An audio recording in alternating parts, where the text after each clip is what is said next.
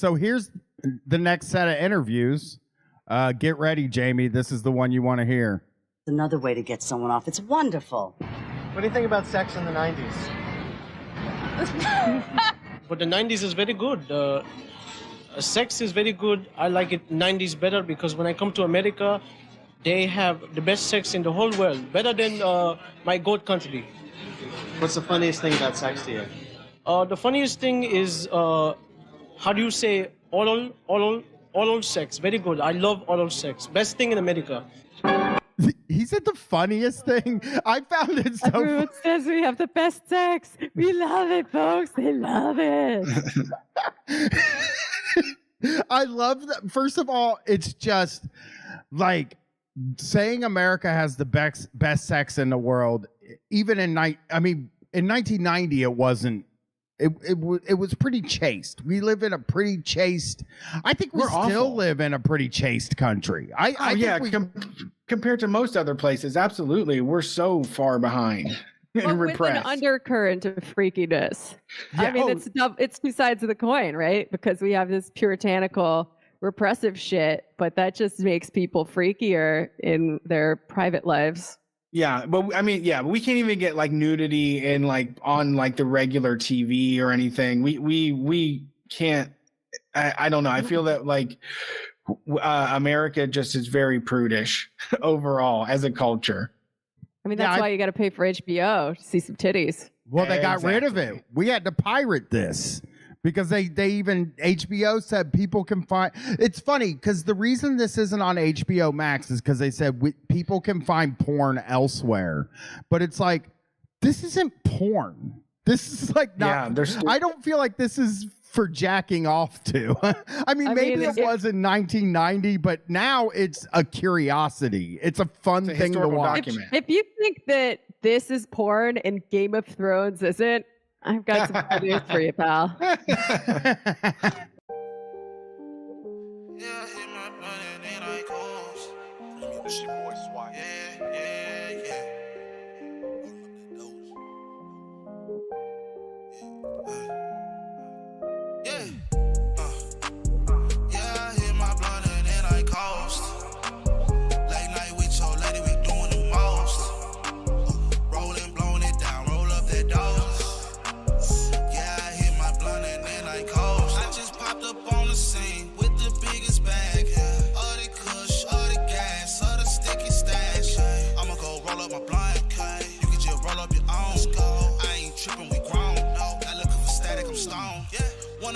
For all my niggas in the can. I need 100K. Now I need a bigger play. Gon' call me some real estate. Build my grow house, kush gon' blow out. What you know about premium smoke out? We don't run out, got my own cloud. Need me some pasta. I got me the munchies. Eat at Caruso's. We don't do no funyuns. I got a big bag. They're making them boss moves. Shots of Doja Cat. Yeah, baby, I want you.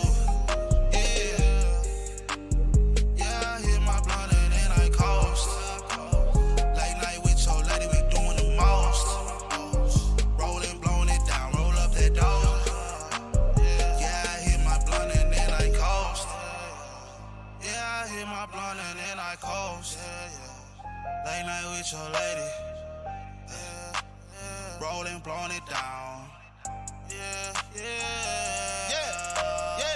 The smoke is exotic, or something like those, just kinda symbolic. I'm loving her mind and her body. She don't know that shit ain't got me. I hopped out, did my dance, jumped out an Audi. Start the Audi, skirt off, and then I'm outie. This that late night cruise, this that push the limits. 180 dash, nigga, we ain't worried about tickets. Nigga, I'm dipping, yeah, I'm sliding. Clutch back in my lungs, I'm gliding. One with me, yeah, she riding. For the new heights, and yeah, I'm the pilot. Need me some pasta, I got me the munchies. Eat at Caruso's, we don't do no funyuns. I got a big bag, been making them boss moves.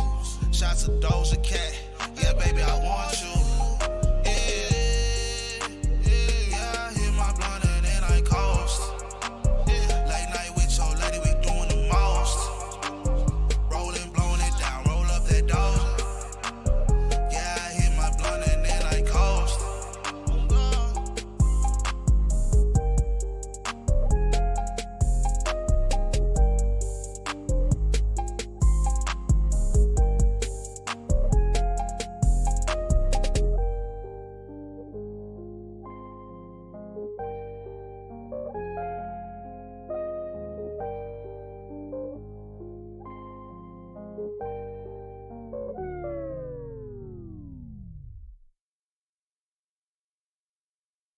it's funny because when I was a kid, there was a big scandal in my neighborhood because there was this so in the newspaper it came out that there had been a fight about women being legally allowed to be topless outside. There was a whole situation in the early 90s where women were saying, you know, we want to be able to be topless outside too. And then they passed the law because they said it's wrong that men can do it, but women can't. And this woman started mowing her lawn without her shirt on. And there was this huge fucking scandal in the neighborhood where like people were just like calling the police on her and all kinds of stuff. And the police were having to be like, it's not illegal. I mean, I wish you wouldn't do it, but it's not illegal. And like as teen have boys, it on their outgoing voicemail. Like, please stop telling us about the titties. We're aware of the bare-breasted lawnmower. And like the kids as a boy in the neighborhood, I was like, man, that's fucking cool, man. Where is this at? But they can never tell you like where it was. But we would talk about it all the time. And you know, every once in a while, a dude would be like, I fucking saw her, dude. She was mowing her grass. I'm just picturing all these like 16-year-old boys like getting a boner every time they hear a lawnmower start up because it might be their day. Booking it down the corner on their BMX bikes to see if she's topless. Yeah, I mean, that used to titillate me so much, dude. When I was a kid, I would just think, like, what if, like, I'd be out walking around and be like, what if I fucking walk by her house and she's out there mowing the lawn with her shirt off? Like, what if I find this? That's going to be nuts. And I started thinking, like, should I go home and beat off, or should I find somewhere to, like, duck into to beat off? Like, I don't really know where I'm going to beat off for this situation. We had your strategic beat-off zones, like logistics. You know, you kind of needed those when I was a kid. So I had 4 brothers and sisters. So you needed some kind of strategy to deal with it.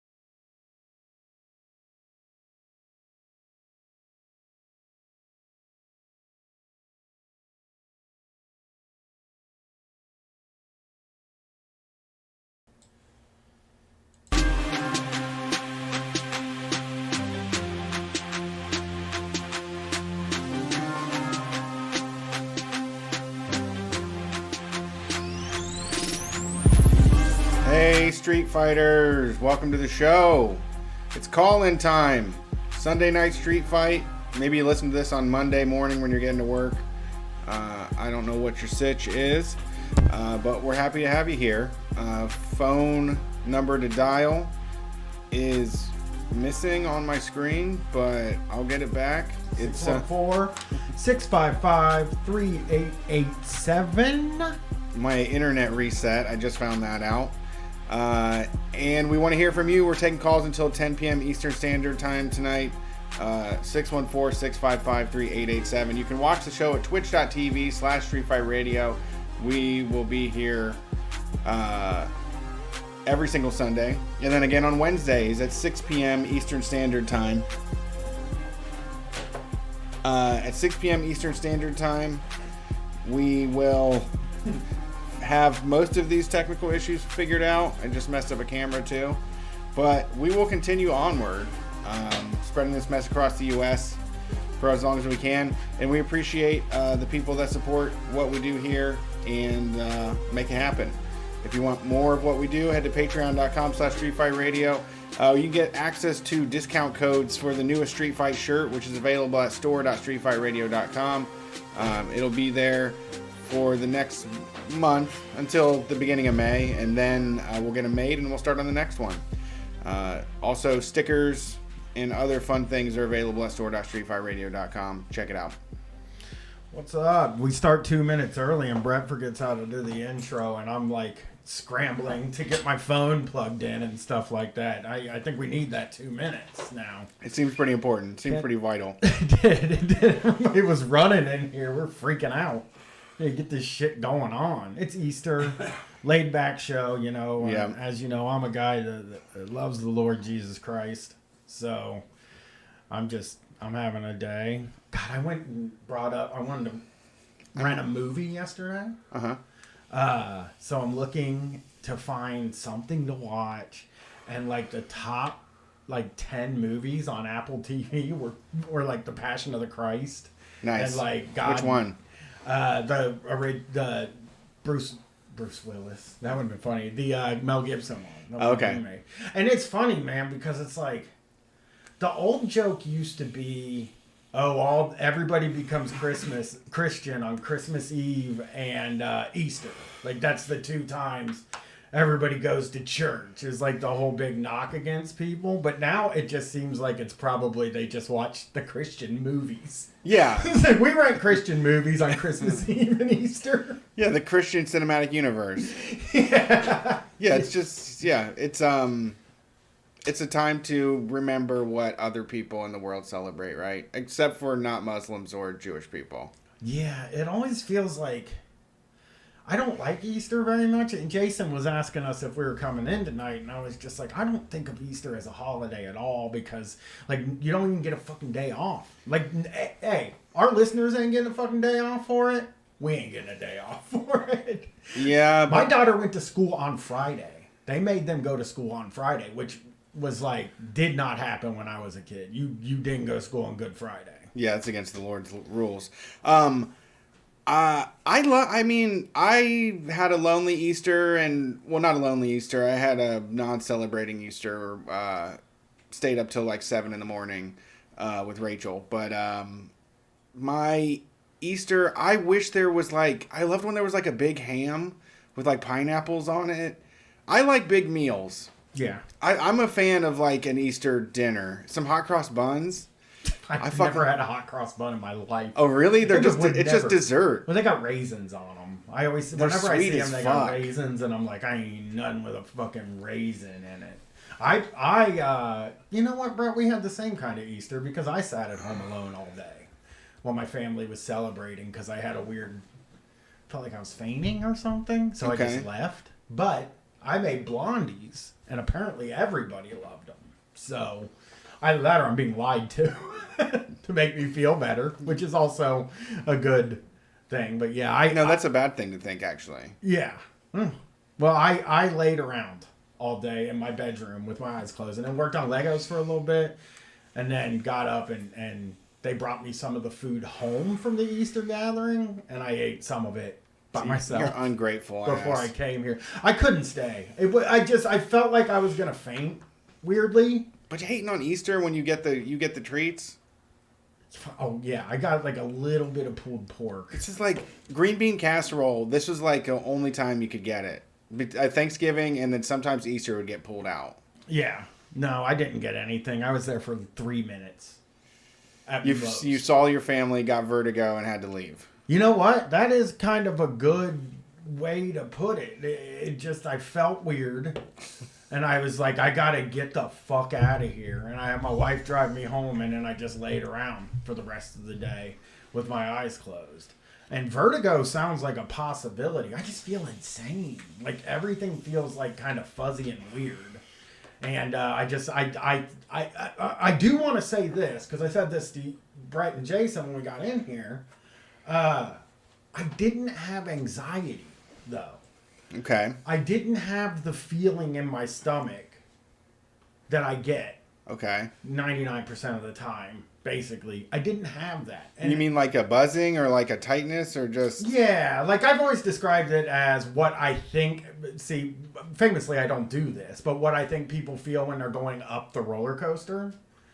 Like I feel like that all the time, you know? Or the That's like... good though, and I think that is fun. Yeah, well the 2 seconds after somebody jumps out and scares you, like where you're trying to come down, but like you're like, it just, I feel like a sense of dread and fear like all the time, and that's like actually why I went for the ketamine stuff, because it had been like 6 months of non-stop fear, like just plain fucking fear, dude, sweating and just scared to do anything. And weirdly, that fear feeling that I've always associated with anxiety is gone.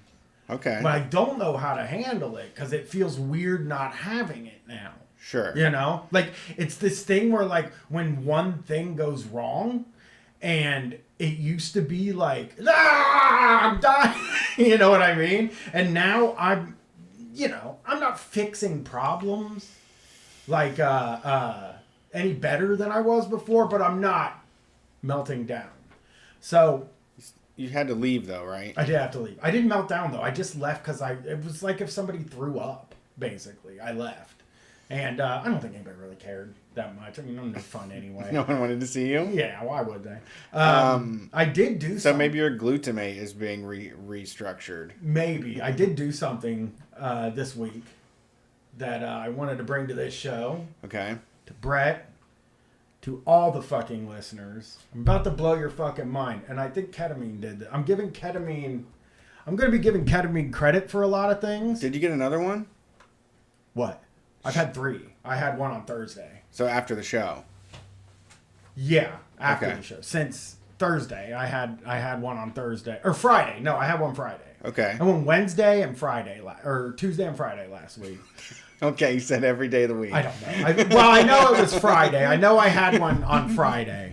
So anyway, I was looking through my stuff, and I don't know what made me do it. I was trying to find something to watch on the TV, and I canceled Epix. Whoa. And I canceled Discovery Plus. Shit. I canceled two streaming services yesterday. What was on Epix? Oh, dude.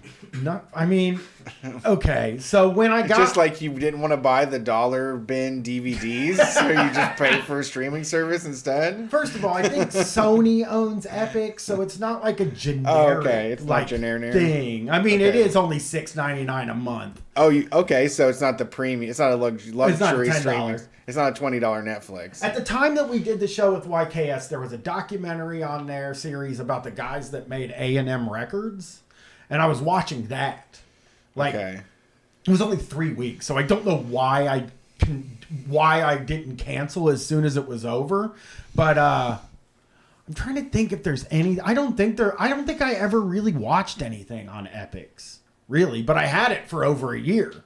When I went to cancel it, they were like, "Are you sure you've been fucking having this thing for like a year and a half?" You seem to be loving it. I'm like, well, you never had a problem with it before. What's going on? If you could look at the usage, you'd be able to tell that I'm not really using this. And then Discovery Plus, I don't know, man. The stuff on there just seemed like trash. Yeah, I feel like I get advertised a lot of stuff that they say is on Discovery Plus. Yeah, but it's all trash stuff.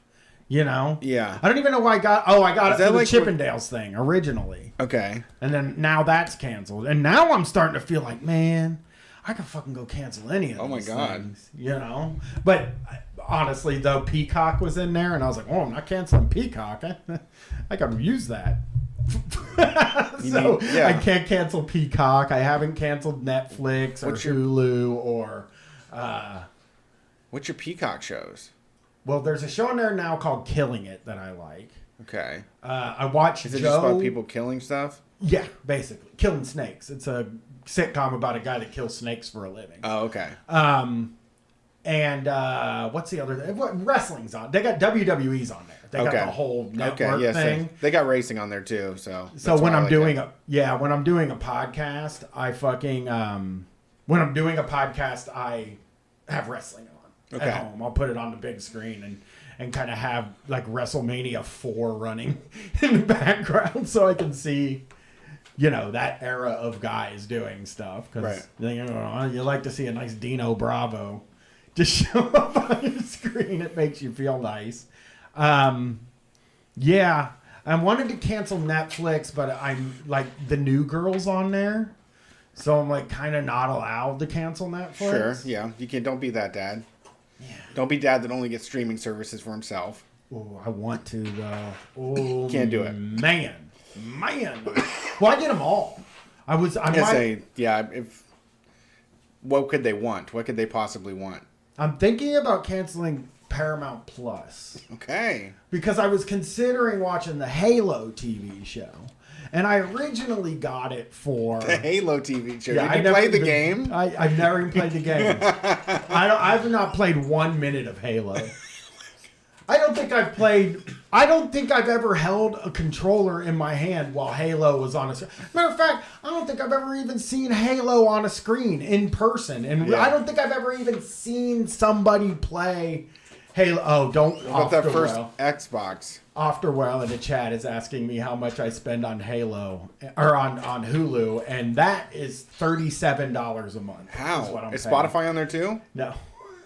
How? ESPN Plus is included with it, and so's Disney Plus, and I also have my Showtime on there. Okay. So, and sometimes I watch stuff on Hulu, but I think like, yeah, I don't know. The Halo TV show is fascinating to me. I think I might like it because it's got killing in it, even though like I picture space guns. Yeah, and I picture people at home like knowing everybody's name in Halo and being excited about it, and me like kind of just not getting it, you know. So didn't do it. Okay, $87 for Hulu. Okay, yeah, you got the live TV though. I don't have that. So we have live TV through YouTube TV. Yeah. That Street Fight pays for that though. That's funny, man. I need to teach you guys how to torrent. I want to tell you something. I will never torrent again. I'm close. Mike sent a good guide over. I need to go through it. I don't have I don't have the attention or the will anymore. I know. It's just easier to get fucking HBO Max and just have it. But I mean, before the computer shit the bed, I just went to the fucking library and ripped DVDs. That's how I watched movies and TV shows. Yeah.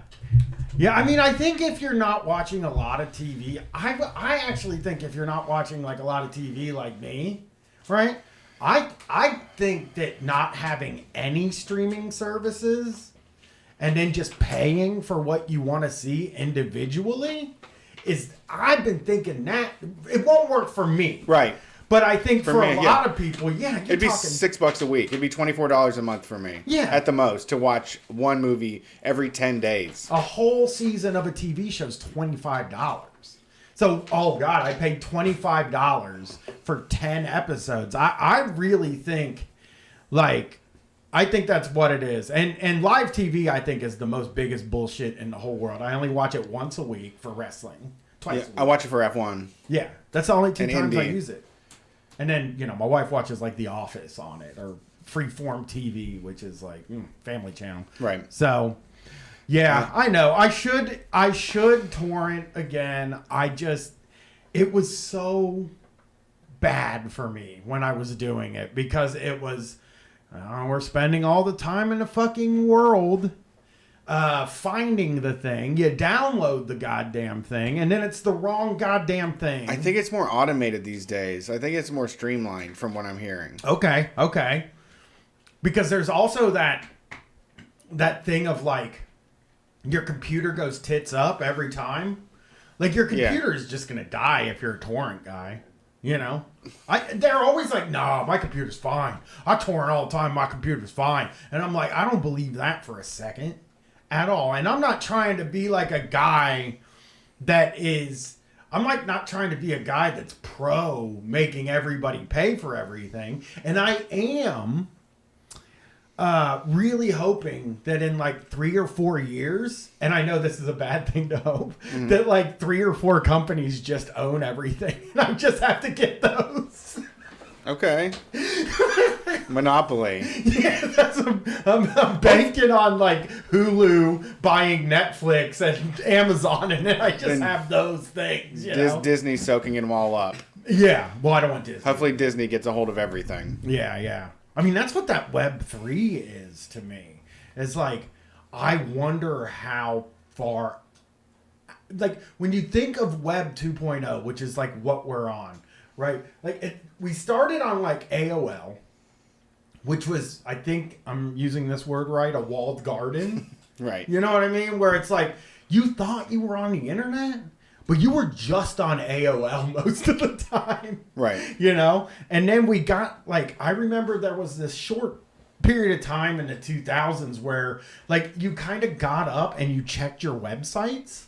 You know, you would be like, okay, I got to check corn.com to see if they announced anything. I got to check the PRP to see if there's any big new metal news. You know, I'm checking SeanBaby.com was a site I used to go to a lot. Well, that's where RSS came from, too. Yeah. So you led to podcasts. Yeah, and you would go looking for your websites. And then once MySpace started, it was like, now we just go to 3 sites. Everybody just goes to 3 websites now. Like, I've all my time on Twitter, right? And in order to go somewhere else, I have to click on a thing in Twitter that then always, 90% of the time, takes me to goddamn either Reddit or YouTube. So it's like, if I Google something, it's immediately off to Reddit. Because I was trying to cancel my ketamine appointment last week, right? Because I just didn't want to have an appointment. And I was trying to think of like a good lie to tell them, like really fucking just call them. I thought about saying my mom died. I thought about all kinds of lies, dude. There were so many. I even told them this when I got there too. I was like, man, I was about to call you and tell you my mom died, so I didn't have to come here. They were like, why? I was like, I hate appointments. I just don't like them. But I did it, and I made it, and I feel good. I Googled how many days should be between a ketamine appointment, hoping it was going to be like 10 or 5 days, but it was 2. And I was just thinking, oh, fuck. Okay. They follow the rules. Yeah. I guess I'm going to go. I just wanted to cancel so bad. I just didn't want to go at all. And then when I got out of the ketamine appointment, I was standing in a parking lot waiting for my wife to come and get me. And I swear on my fucking life, these 2 old ladies came up to me. They were wearing masks. They were outside. And they were just like, where do you eat around here? I was like, I don't fucking know, man. I don't live here. Yeah. I basically ran away from them. Yeah. Because I was still fucking lit up on ketamine. Yeah. You were like, and then you were like, I'm having steak tonight. Yeah, they should let you fucking. They always let you leave, and they're just like, watch for your step. Just watch. They just kick you in the butt on the way out. Yeah, they don't want to kick you out. They say sit and wait all the time you need till you can catch your bearings. But you know how I am. Right. It's just like I'm sitting here too long. Yeah. They think it's weird how long I've been here. Well, we talked about my restaurant thing, right? You go sit at a restaurant with me, and I eat all my food as fast as possible, and then I stare. Run away. Like, Come on. Let's get out of here. Let's go. Yeah. Where's the check? Bring the check in. But like fucking somebody's eating like has half their food left, and I'm like, God, we're gonna be here all fucking night. Like I just want to get out, and I've always been that way. And then like even intellectually in my mind, I'm like, why do I want to leave so fast? The point of going to a restaurant is to like eat and hang out with your friends. Like I do this at like fancy restaurants, at fine dining restaurants. I go to fine dining restaurant, I fucking eat in like 4 minutes, and then I'm just like sitting there like, oh my fucking God. Oh, how long is it gonna take you to eat this? You know, it's barely any food. Like just going to the bathroom like 3 times, stepping outside to catch my breath. I'm just always in a hurry to get out. So I was just really trying to get get out the door, so I left, and I get out into that parking lot, and it's just like so weird being in the world when you're still kind of tripping, you know? Yeah, it's that's such a boomer ass thing too. When you go out to eat with them, and it takes maybe 20 minutes for them to come with drinks or something. And instead of like talking and using the time to be there, they're just like hands clasped super hard, just like fucking teeth gritted, just staring outside, just so fucking pissed. Refill. It's like you're mad that you're stuck here with your family right now. You're so fucking pissed that, yeah, you have to make up small talk or have some interactions instead of ordering the food and getting this over with. You know, boomers lose their shit. The funny thing about boomers to me, and I think this is also a piece of, I'm kind of like this too, a little bit. It's like most of your like eating enjoyment at any place is refills. Like it's just when you go refill my drink, you know? And I just remember back when I was younger, it was just like there were refills. And I had friends that would just be like, if they don't give me 3 refills, I'm tipping them like 10%. Like they're not getting shit from me. Right. You know? And that fucking drove me nuts. And yeah, that's Coke no ice, people. My daughter's is turning into a no ice person. Like also a coffee thing. She's like Starbucks. Oh, Starbucks, you know. Come on, of course. Fuck that place. How's that surprising? I guess all baristas do it. That's the lifestyle, dog. That is what you do. When you become a barista, you have to hate Starbucks immediately. She's got a leg up. Yeah, she does independent coffee right. Yeah. They got their first creep. They got their first creep yesterday, which was... What? They got their first fucking weird creep that came in. Oh, no. And like, dude, the people that work there, there's like a girl in her early 20s, and then it's mostly girls that are like 16, 17 years old. This fucking old elderly man comes fucking walking in there and is like, oh, it looks like you hired all the pretty girls in town. And then fucking is like asking them questions like what's in the pastries. This motherfucker's asking what's in the pastries that are clearly fucking paid for. But he doesn't make the pastries there, and you can look at the motherfucking pastries. Right. You know when the fucking place makes the pastries or not. You got to be a fucking. And he's just like, "What's in the pastry?" And the girl's like, "Well, I could read you the sign. Do you need help reading the sign?" Yeah, or I'll read you the ingredients, I guess, like monosodium glutamate and shit like that. And he's like, "Oh, you just hire them for their looks." Oh, they wow. don't really know what they're doing yet. No way. I swear, dude. Man, that's someone just like right in the face. I was like, why didn't someone should have said, yeah. Well, he didn't kick him out, but he did, tell all the girls like, I did not hire you for those. He's. Oh no. He's explaining that, but it's like I would have kicked that guy if this was. You should have just place, said, yeah. I'm just like, no, leave. Fuck that. Get out of here. I'm like. Creeps. This is a no creeps allowed establishment. Yeah. It was so gross when she was telling me about it because I know the guy too. I don't know the guy personally, but I know that guy. Like, it's people that are like 20 years older than me. Yeah. That like, they just fucking see a woman or a girl and they're just like, oh, look at all the pretty girl. Like that is it's like my mom, right? My mom calls me all the time, okay? And when she talks to me, she says 4 things. She tells me how handsome I am. She tells me how beautiful Gwen is. And she tells me how beautiful Katie is. And that is like the amount of like, that is like all of what they think is like what you want. Like this is what people want me to tell them they're pretty.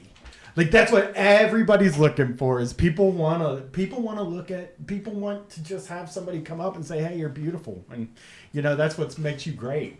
It's like, no, they don't. Like, I'm so glad that like we're at a point now where it's weird to walk into a place and say, look how pretty all these girls are. Because that was just normal old shit back in the day.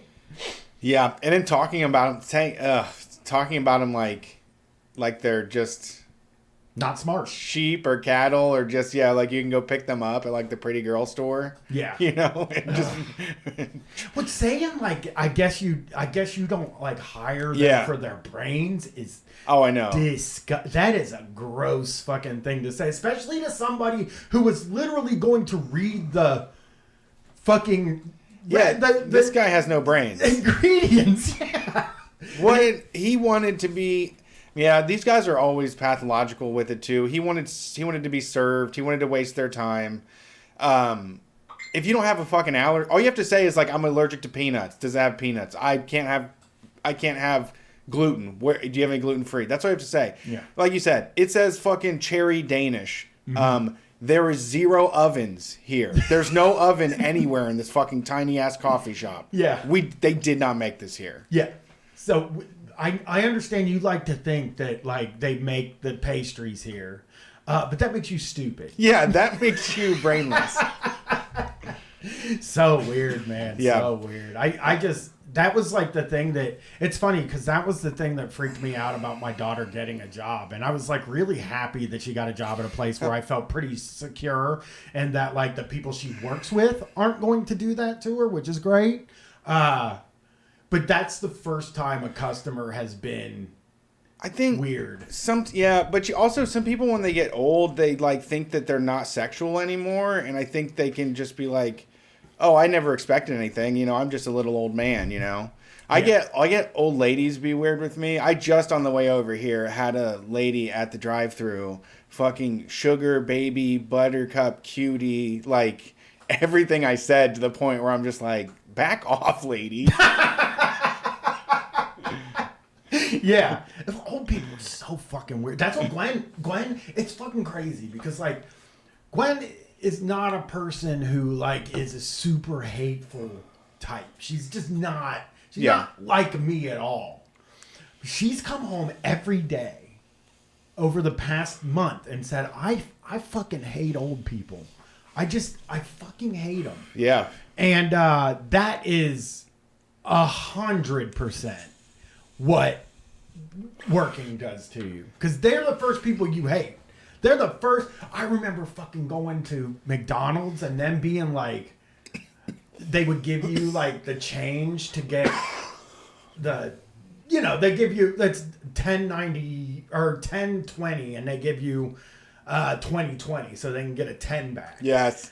Oh my God. If you took 1 second, Yeah. one fucking brief second to think about it, it was like, oh, I guess kids don't know how to do math these days. And they just fucking jump on you, man. It's like, why are you so mean? Like, I hope I'm not mean when I'm 60. I don't think you will be.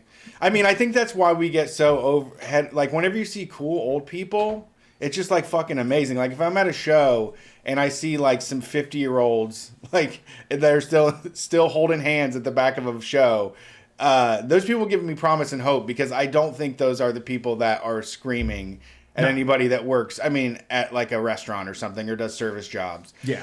You saw. She was big time on the internet. Did everybody see that fucking horrible woman that was fat shaming her kids? She posted a dress for sale and was like, I was hoping to handle this down to my kids. It's a size 2 when I wore it.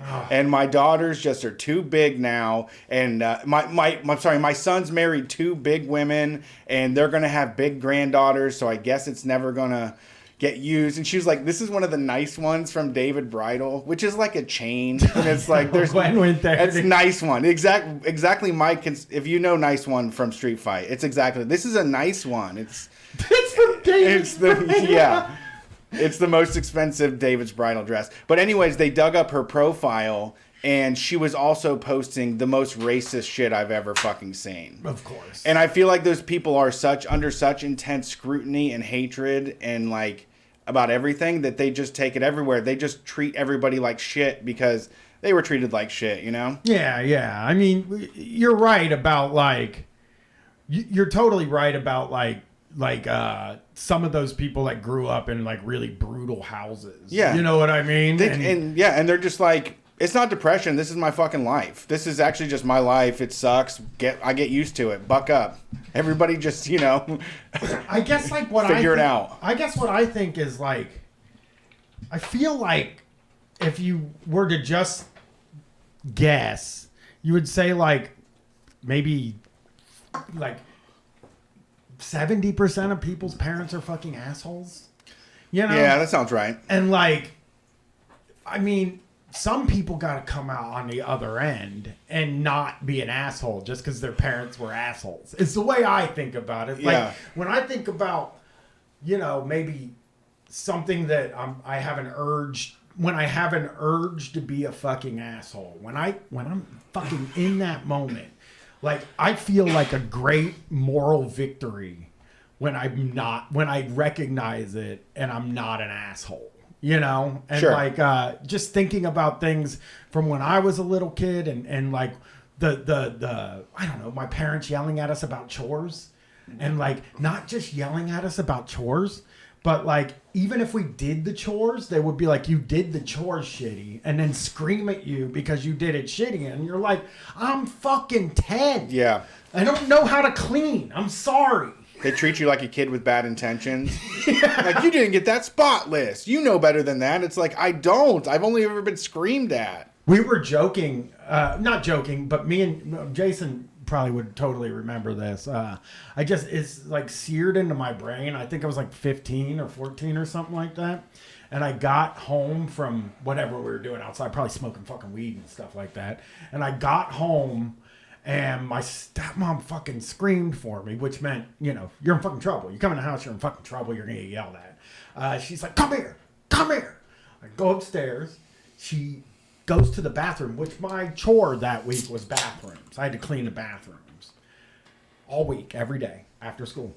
Come here, get in here. I get in there and she goes like this. See that piece of hair? It's been here since Monday. And I swear to God, she yelled at me because there was a piece of hair on the counter that had been there since Monday.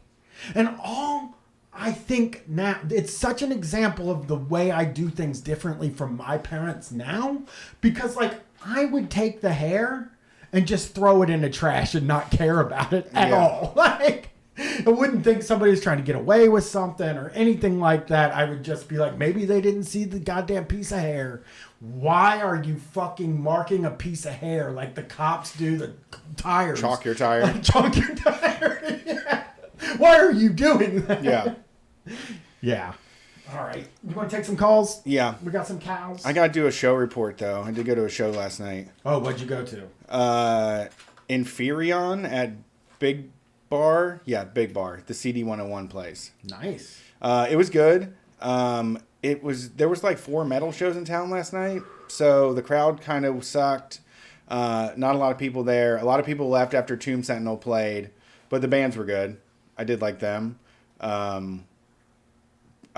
But man, the people that stand around at shows really can't do that. The one guy, the lead singer of the band Inferion, was like, anybody can get it, and was just begging people to start punching strangers. Yeah. By the end of his thing, he was like, anybody can get it, and they would do like a breakdown, and still nothing. Yeah, it's weird. It's really weird because like, if you're standing around at a metal show in the back, I don't give a fuck. That's fine. I don't care. But me and Brett, one of the last shows we went to before the pandemic was Korn, and there, I would say, 15% of the floor area was moshing. And the rest of the people were just standing there. Like, they paid the money so that they could be up close to the stage. Nothing to do with, like, moshing or anything like that. Which, in my day, would have been a wacky fucking thing to do. To go to a show and stand where the pit is and not mosh. Especially a metal show. Yeah. I mean, and you don't even, I'm not even saying that you have to do karate kicks and shit and do that. But just bouncing up and down and kind of pushing each other a little bit is fine. Dancing a little bit. Yeah. Just at least getting active for a second. I don't fucking understand why people go to live music. I like a headbang. I love headbanging. I like a headbang and arm move. Like you're a caveman. I like that. Hey, come on. The average Korn fan is not 50. I'm 43 and I'm the average Korn fan, okay? Yeah. But no, I'm saying like because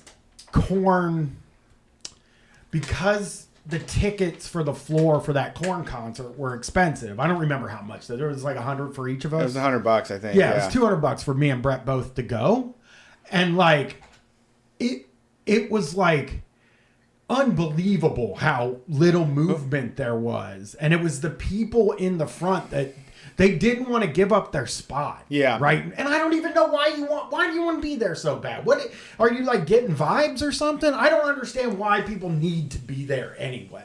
You know, for any show except for ICP, you want to be in the front for ICP because you want to be part of the spray down. act. Yeah. But other than that, it's like 38's a good age off the road. So Anhedonia Falls was the opener. They were pretty good. They're from Columbus. They have like a jazzy thing that they do.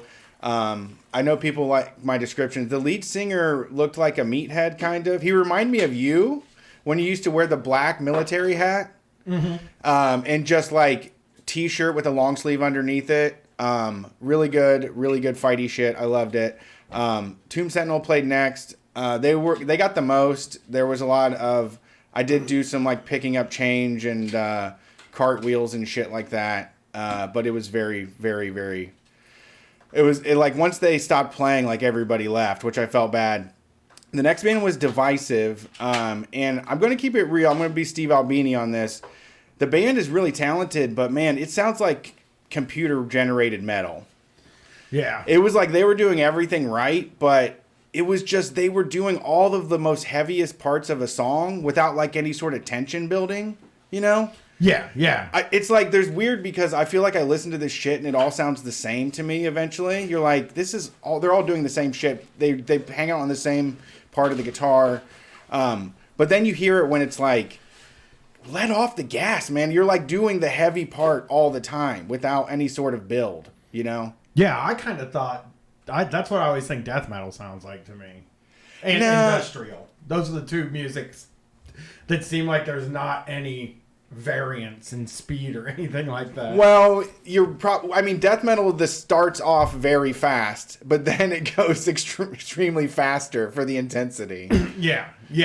But sure. This is more like Lorna Shore stuff. And then the Inferion was good as fuck. I loved them, but I felt so bad because the crowd was so shitty. And like he was just saying like, clear the fucking room. Let's clear this fucking room. Anybody can get it. And I ended up knocking a whole fucking beer out of somebody's hand, and then was just like, I'm leaving. Yeah, it was just out of here. Fuck, you left. You ended up leaving too. You're such a villain. Yeah, it was a villainous move. You're like, all these fucking people are leaving, and you're like, I'm fucking out of here, man. Yeah. People just standing around. It's kind of a weird bar for metal, I think. Too. It is. It's not a place at all for that, but it's perfect because like you can go. The parking lot is right there. So basically, between bands, everybody went outside and rolled joints in their car and just stood by their cars and fucking smoked them. It was the perfect metal for that reason. But yeah, not a good metal bar. Yeah, it's an alternative music place. It's a cool spot. Yeah, I haven't been in there, but I love the bar. They have a bar that goes all the way around. So like when I'm on my own, when I'm like flanoring, you can just get up and you just lean on the bar and you do like a pose on the bar to look cool, and then you look like it's natural, because if you sit at a table with an open seat, you look lonely. But if you're just like leaned over on the bar, everybody's like, who's that mysterious guy? Yeah. Is that an agent? Is he like an agent for the record company? Leaning on the bar is a cool move. I do love the feeling of pulling up in my car and everybody just their necks are turned, like they just staring at my car. Mm-hmm. And then I get out and I give them like a wink or like a peace and fucking blow right by them. Better than money. It's better than the, that's my retirement plan, is having a cool car. People just looking at your cool car. Yeah, just living off that. All right, we've been going on too long. We got a few in the queue. Let's see what it do. Thanks for calling Street Fight. Who are we talking to tonight? Hey, it's Hank in Los Angeles. Hey, Hank. It's the whole world calls him Hank. Is it quiet to you, Brett? It is super quiet. Yeah, very quiet. Maybe it's being quiet. No, I can barely hear you. It's on our end. I can tell. Try talking now, Hank. We started 2 minutes early. I'm here. It fucked everything up. Okay. I think that's better. Is that good? Maybe that might help you a little bit. 10, 9, 8, 7, 6. Here we go. 4, 3, 2, 1. Oh, there we are. There we There you are. are. We got you. You're good. You're good now. We got you. Perfecto. So, what's up, Hank? How you Nice. doing? I'm doing all right. Doing okay. Having a productive Easter, celebrating the Lord's rising. I don't know. I'm not. Nothing going on there.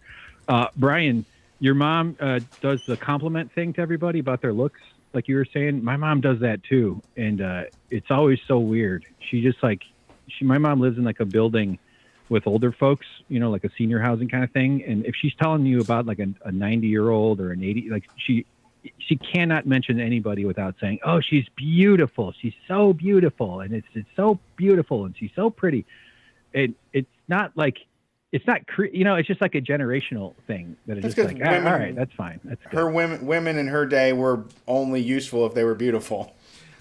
So that's like the highest regard you can give somebody. Does she ever say like? Because my mom also will sometimes I think she knows that it irritates me, so sometimes she'll call and try to like get me to help her with something, but it's like always something that I could never help her with. She's like, my TV, like always something about her goddamn TV being broken or her cable being out. Hey, my cable's not working. Can you come out and fix it? I'm like, how would I do that? Like, in what? How? Or my iPad isn't charging. Do you know why it wouldn't be charging? No, I would never fucking know that. But I think she's trying to give me like, hey, you're the smartest guy I know. And then sometimes she'll just call me and ask me politics stuff. Very weird when she does that. Sure. I remember January 6th, she called me and she was like, what do you think about this? I don't fucking know, man. Well, I mean, it's not that odd for a son to talk to their mom. But she's not the best mom I've heard of. Very weird mom. Yeah. I got the weirdest mom in town, trust me. Your weird mom and my weird mom could totally either they'd get along or they'd fight for dominance over the pond. It'd be an interesting day. I think. I don't. Similar though, my mom would be like, "Oh, so Ukraine?" I'm like, "You live in suburban Chicago. I don't think you need to spend all day going on and on about fucking Ukraine and getting upset about the horrors of the world." And yeah, everything you're describing sounds exactly like my mom. Well, here's the thing though. I cannot stress how weird my mom is. Like, there is no types of words that I can say on this podcast to truly get across how weird my fucking mom is. She's outrageously crazy. She'll hug you. She just hugs people she doesn't know. All kinds of shit. She's very weird lady. I would say that probably if you can be co-crazy with somebody, that's the best. So I think they would get along. Yeah, I think someone that supports the mania. But my mom gets into shit though. You know what I mean? Like, my mom would just I don't know. She's always in a fight. With her sisters or something. She'll just call me sometimes and be like, my sister is mad at me because so she had to put her husband in hospice when he was dying. And her sisters were mad at her because she didn't let him die at home, I guess. And I was just like, that's the most insane thing I've ever heard of somebody getting mad at a person. But I bring it up to her all the time. Every few weeks, they just bring it up to her. And it's like, that side of the family is... So my dad's side of the family is from Canada and the Northeast, and he's normal. He's about as normal as a guy can be. Mm-hmm. I think, right? And my mom, no, yes,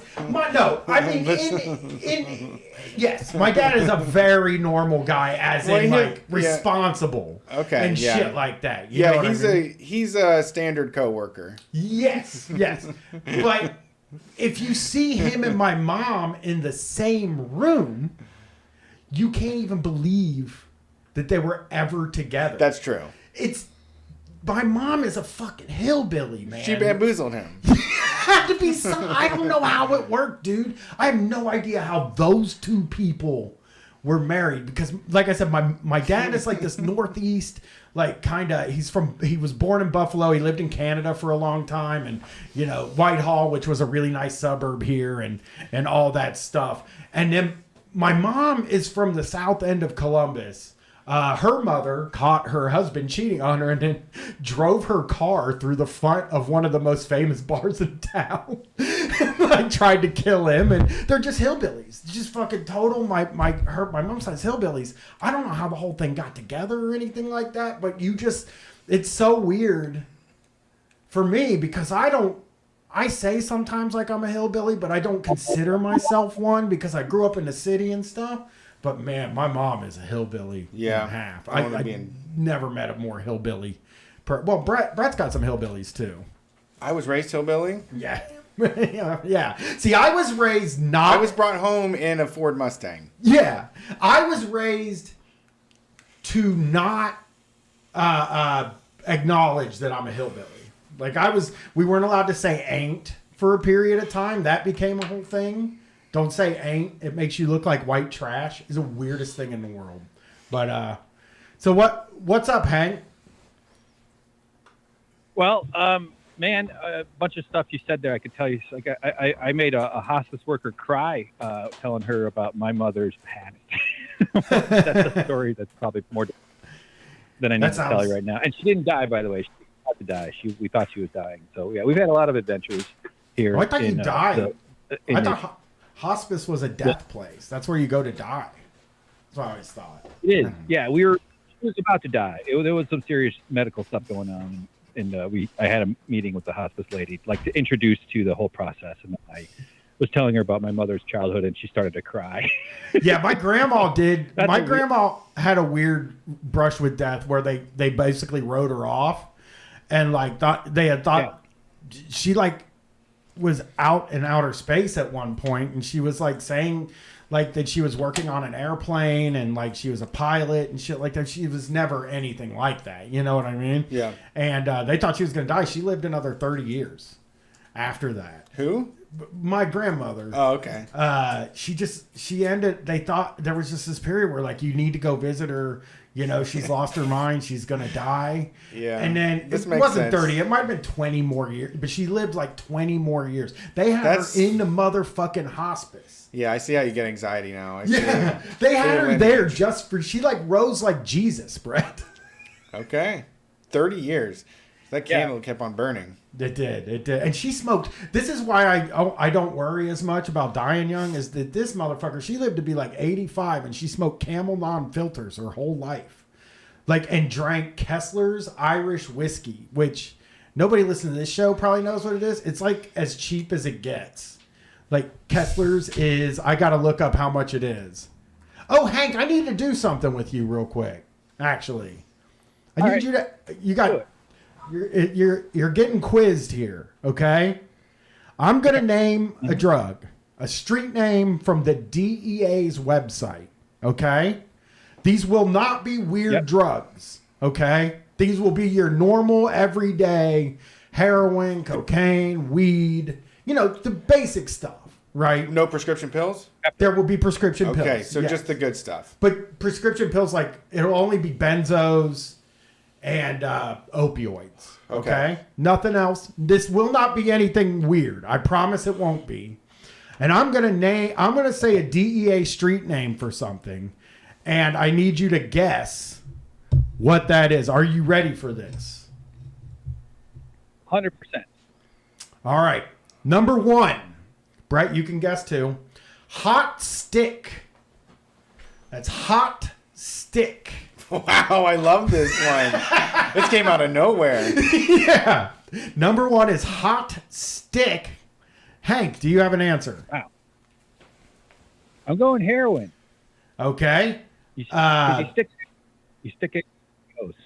Okay, Brett, hot stick. What's your guess? Ooh, the only stick I know is like Thai stick, which is weed. Hot stick doesn't make any sense to me. I do like Hank's answer. I'm gonna go with a different opiate. I'm gonna go with Xanax. Nope, it is marijuana. hot fuck. stick. I had you it. Had that close. When you said weed, I was like, he's gonna fucking get it. That's incredible. That's the only stick I know. Damn it. Number 2. You each get 3. Here we go. Egg rolls.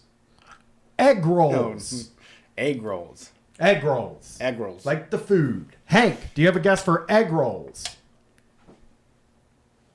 Well, I'm thinking of the wrapping. It must resemble like something that's wrapped up in like a little paper pouch.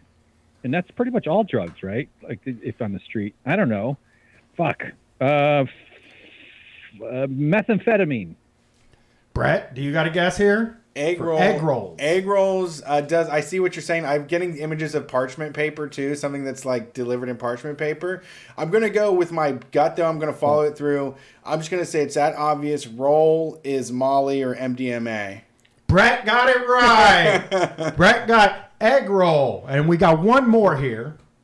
One more for you guys. Hank, you're 0 for 2. Brett is 1 and 2. Or 1 for 2.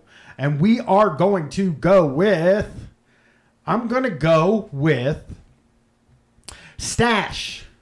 Stash. Can I get that stash? Stash. How much? We need to get like. I wish we had some spelling bee rules here. Maybe like, can you use it in a?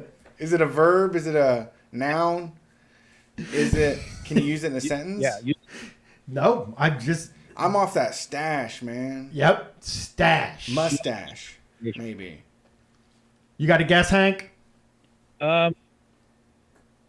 Okay, well, that's such a generic term that applies to like a pile of any, like a supply of any drug, right? Like, so you'd have a stash of cocaine on my mirrored coffee table.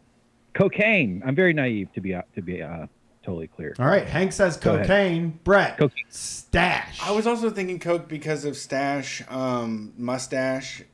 Still going down that route. But if I'm off the stash, if I'm doing stash, I gotta pick. A kid got into my. Yeah, what is the stash? You gotta guess. You gotta guess a pill here. I'm gonna go methamphetamines. It is cocaine. You Damn guys it. tied. Hank and Brett tied. I didn't want to pick the same answer. Cocaine. I should have. Stash. I never. Well, I did my life. work out loud. Everybody saw I did my work and came up with the wrong answer. That's all I care about. So that was a good tie. Brett and Hank tied. Next call, we will the chat. Stash. What a fucking weird. Like the hot stick is tight though. That's what I'm gonna start calling. I want weed. some hot stick. I'm gonna start calling weed hot sticks now. I gotta get some hot sticks. Yeah. You know. A little bit. The DEA's coming up with some funny shit. I got some fire names. Yeah. But now yeah. but these are probably on the watch list. There's probably watch these in like any text we do. Yes. That's for sure. You're not a big drug guy, Hank. No, I didn't grow up a ton with a lot of drugs. But I would bet that you both have probably experienced a lot more recreationally than me.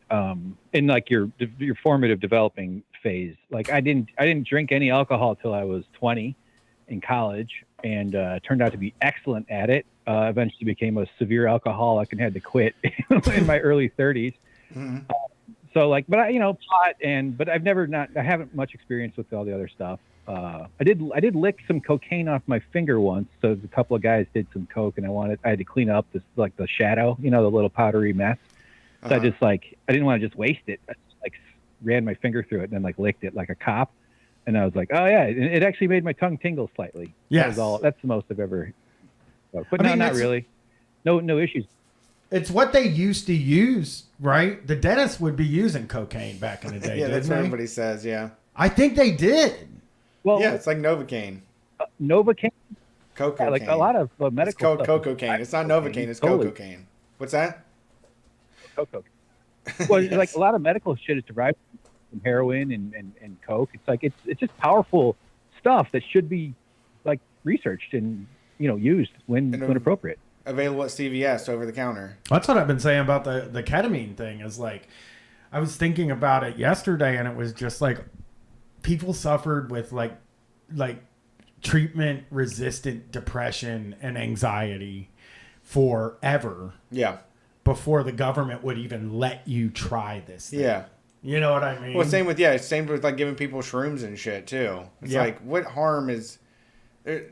No harm of having somebody eat a fucking handful of shrooms, change their fucking headspace, you know? Yeah, and I mean, like, I'm looking at this ketamine like a fucking miracle. It's the first thing that ever got rid of the feeling, right? Like the nasty feeling I have from my anxiety, and that was always the thing I was chasing. I was always chasing getting rid of that nasty feeling. So, all right, Hank, we got to get more calls in. So what do you got?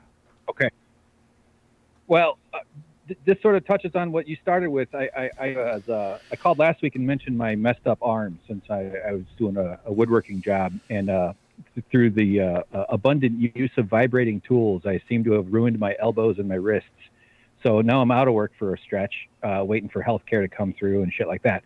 But I'm having issues with I shouldn't say issues per se, but kind of an old battle has been revived between my dad and myself, because he is he's very boomer brained about work. You know, like he kind of worships, thinks work is everything. And I'm like, I don't disagree. Like so I've had this tension a little bit about like him giving me advice. And I'm like, dude, I'm in my fucking 40s. I'm not listening to your 71-year-old man advice anymore. Like, I don't have to do that anymore.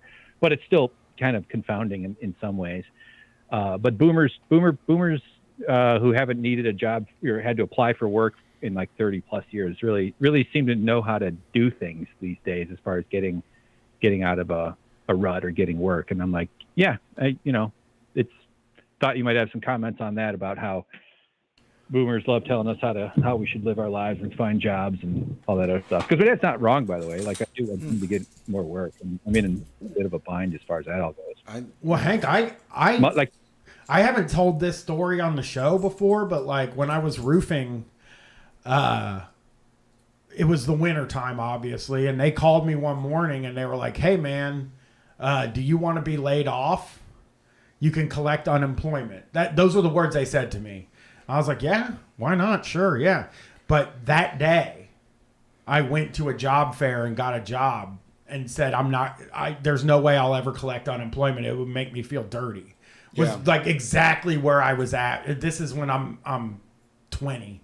And I didn't get one day of unemployment because I thought it would make me a piece of shit at the time. And like I think about that all the time now, of how like stupid and wrong I was at that time, and how for a guy that loves scams so much, how come I didn't do the thing where I get free money for not working? Yeah. My answer actually is going to be incredibly wholesome on this no feast having Easter, in that when people do that, they are showing that they care about you, or they're concerned about you, and they want to help, and their type of help is not relevant or good, but it's really the intention of it. You know, as somebody that doesn't have like a parent that is interested in helping me like through life about anything, I think I'll be bothering my kid with my badass advice her whole fucking life, and I don't care what she thinks about it, and don't complain. I guess sometimes I think it's like really, sometimes when the advice is you need to get more work, yeah, that's like really not helpful. Sure. At all. And I can see where Hank would feel like, I mean, no shit. I mean, I guess you can say that too. I mean, they're grown. I mean, they've heard everything at this point. If they're crass and rude or overbearing, you can be that right back. Right. Yeah. Yeah. That's true. That's true. Yeah. I just, I just am a dude that like, yeah, I was pretty messed up from growing up. My parents were not very keen on you. My parents were not very keen on people collecting any kind of welfare, unemployment, or anything like that. And it really affected me to the point where I wouldn't do it. I would do it now. I'm not saying that I wouldn't do it now, but yeah. Yeah. All right. Well, thanks for calling in. I appreciate it. Sure. Yeah. I'm same feelings about getting workers' comp that Brian's talking about, but I'm going to get over that because I've injured myself for these people. Get it, man. No, you deserve it. for sure. You guys are great. I'll keep you posted. All right, peace. Yeah, I mean, I don't know how you Love. get the emotion out of it or the history, but like, I'm of the idea of like, your parent is going to be around you forever. Don't let what they do make you feel bad. It's hard to make it work, but like, that's just a rule. That's a straightforward path to success in life, is really not giving a fuck about the content of what your parents are saying or whatever, and just accepting them for who they are. Yeah. They suck. All right, we're gonna. It's quiz time, baby. They suck.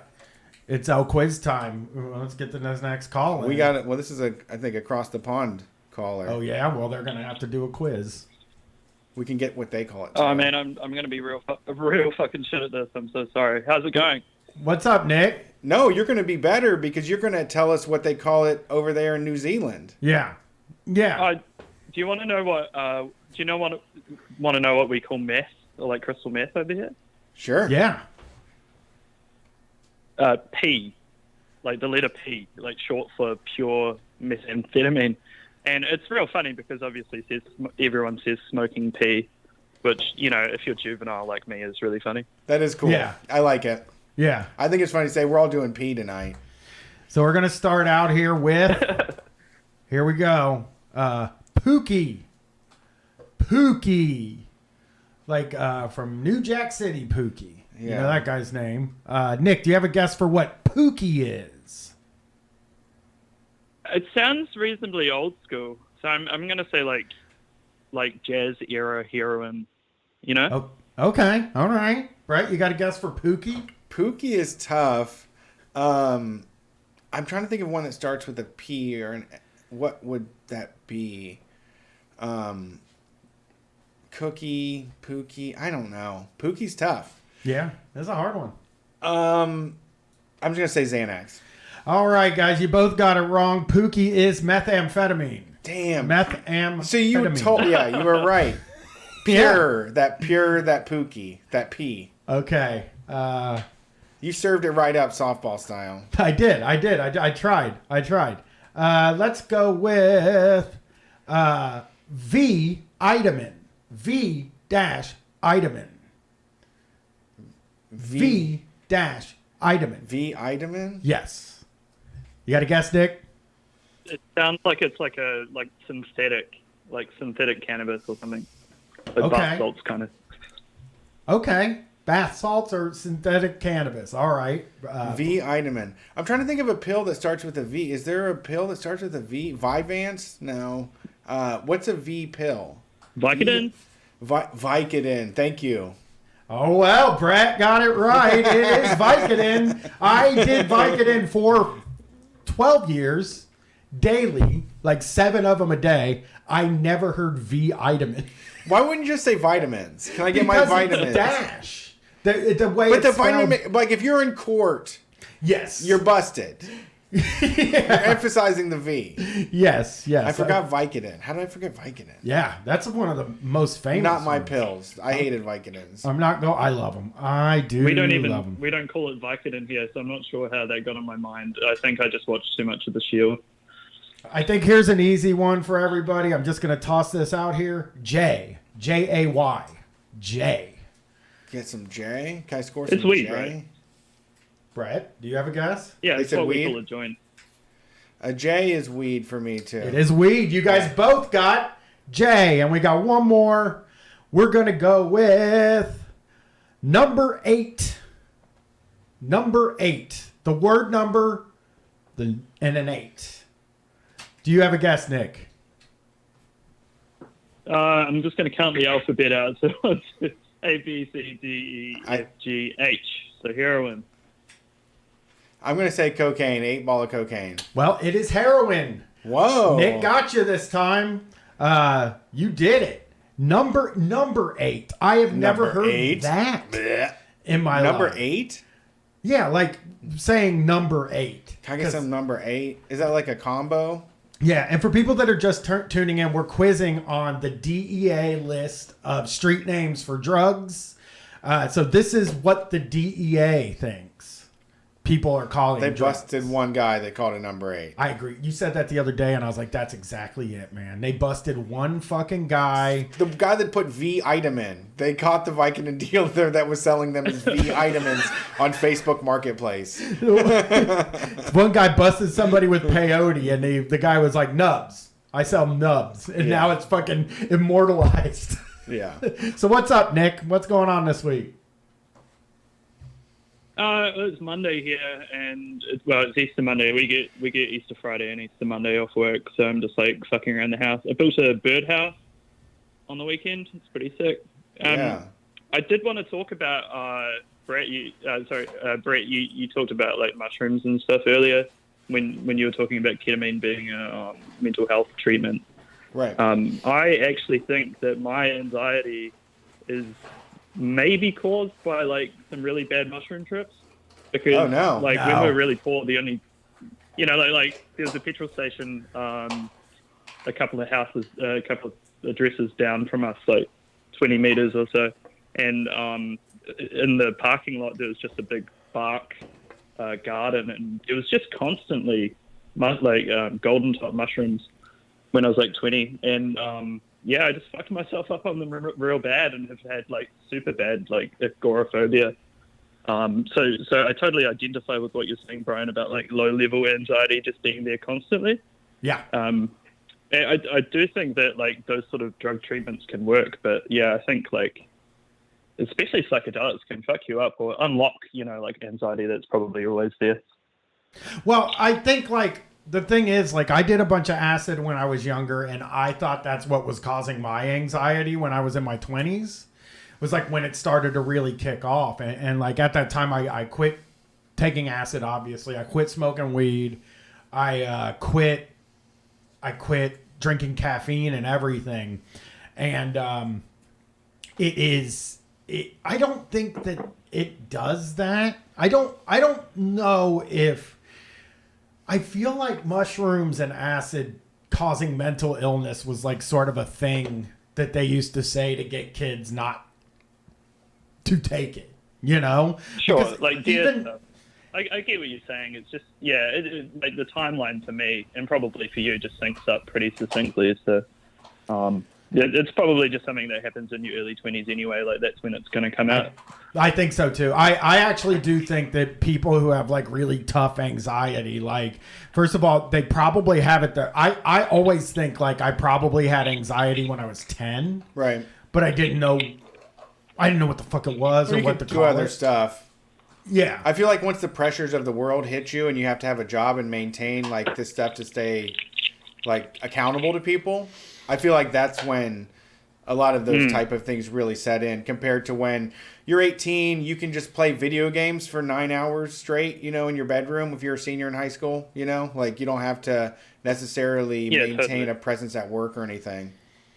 Yeah. And I think with anxiety, like with anxiety, like I'm sure that when I was 14, I was having panic, but like I was under the thumb of my parents at the time, and if I could actually get in trouble, like it could fuck my time up. They can throw me in my bedroom and say you're not allowed to go out for a month, or you're grounded, and like when I was a kid, that was like, that was like being dead. If you can't go out and socialize, you're dead basically. And it was so nervous. And then when I was 19, I went to the emergency room 4 times thinking I was having a heart attack over like a super short period of time. We're talking over like 2 months. I went 4 times thinking I was dying. And they would do EKGs and they would run me through. I did the same thing. Yeah, and they would run me through all this.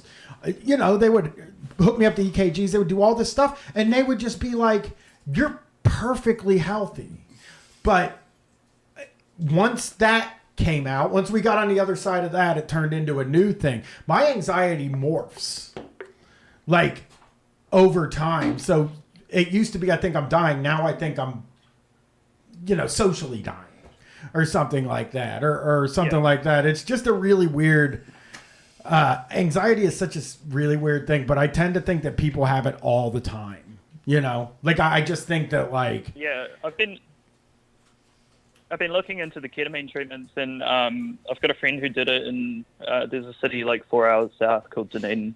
They moved down there, and she's done it, and like it's changed her life. And I'd totally do it, but you know, like I don't live down there, so it's a bit impossible. And like with anxiety, driving 4 hours to do something like that is probably out of the realm of possibilities. Yeah, the ketamine thing has been really mind-blowing to me. Like, just a very weird, like, the anxiety has basically gone away. It's not something that, like, I thought was possible. I just thought this was my life, and it was going to be my life unless somebody prescribed me benzos. And so this working, like, it really blew my fucking mind. I wish everybody had access to it, and you didn't just have to be a podcaster that people like that'll donate money so you can get yours. Like or paint your car so that you feel better. Yeah. Well, I think that what they say is like the nose spray is covered by insurance. Oh, is it? So yeah, you can go to a psychiatrist. They do it at Ohio State University. You can go there. They'll put the nose spray up in you, and you sit in a room until you start to come down, and then you can leave. And that's like a treatment that people can get. Now it's do you get to listen to like The Doors or Jefferson Airplane or something? I don't think they do that. No, I listen to ketamine treatment music. Wait, there's this playlist on Spotify? There's tons ketamine, of them, dude. Yeah. Cutting edge Special K beats. What I listen to, I'll find it. I listen to come on, man. Ketamine Therapy is the name of the playlist. And honestly, it was really crazy because it like it perfectly, it was really weird. It felt perfect in the time. They did a good job. Yeah, it was, I don't know, man. It just felt like this like kind of perfect thing. Were there vocals? Matches up. No, but it felt like this thing that matches up to the feeling. Like perfectly. They're on those vibration. Yeah. I didn't even know I was listening to anything until I turned it off. And was like, oh, okay. Oh, that's an interesting feeling to me. I'm interested in that. Yeah. You didn't realize you were listening to anything until you turned it off. Yeah, I turned it off and I was like, oh my God. I want to do that. Yeah. I turned it off and I was like, I was just listening. That was the thing I was listening to. I thought that was the sound my brain was making. Eardrums were getting massaged. Yeah. I thought I really did. I fucking thought that was just noise my brain was making, and it was pretty trippy. It was pretty cool. Yeah. So they don't do that there, Nick? Yeah, well, it's like, you know, they're doing it as part of like medical school stuff, and our biggest medical schools are in Auckland and Dunedin. So, yeah, I'd have to travel out of town, but one day it'll come here, and you know. I'm doing all right anyway. Like I can go out and do stuff, but yeah, it's still pretty shitty. Hey, I was just looking up green bean casserole. What the fuck is this, man? Like, it looks rocks. like the most midwestern thing I've ever seen. It's green beans and mushrooms and onions. It's good for you. I don't like it. And crispy deep fried onions. Yeah. And I put cheddar cheese on mine too. Yeah. I mean, I don't eat American midwestern casserole food. It's healthy. I don't think it is actually. It's green beans and mushrooms. It's got like deep it has fried sodium onions on the top. It has a lot of sodium, but fuck y'all. You only limiting your sodium either. Don't act like your fucking meals don't have sodium. I'm saying it's cream of mushroom soup. What's wrong with that? Much different than just mushrooms and green beans. Because they cream it with cream stuff. Okay. But your stuff is better? Your cheese all over your salad or blue cheese is better? I don't like blue Ranch cheese. is better? I'm not saying I'm healthy. I find that food to be vile. I think that mushroom, I put fresh mushrooms and fresh green beans in mine, and I think that's better than what y'all are eating. Oh, my wife fucking makes that corn casserole. That's not anything. That's not health. It's disgusting.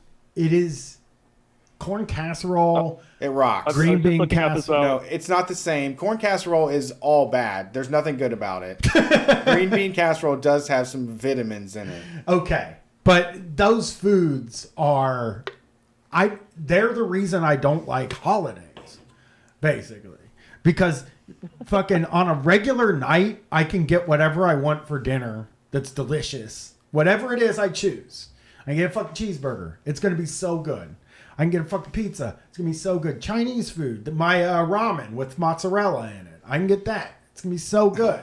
Yeah. Right? Ramen with mozzarella. It's ramen with no soup with mozzarella. That's and spaghetti. Pork belly.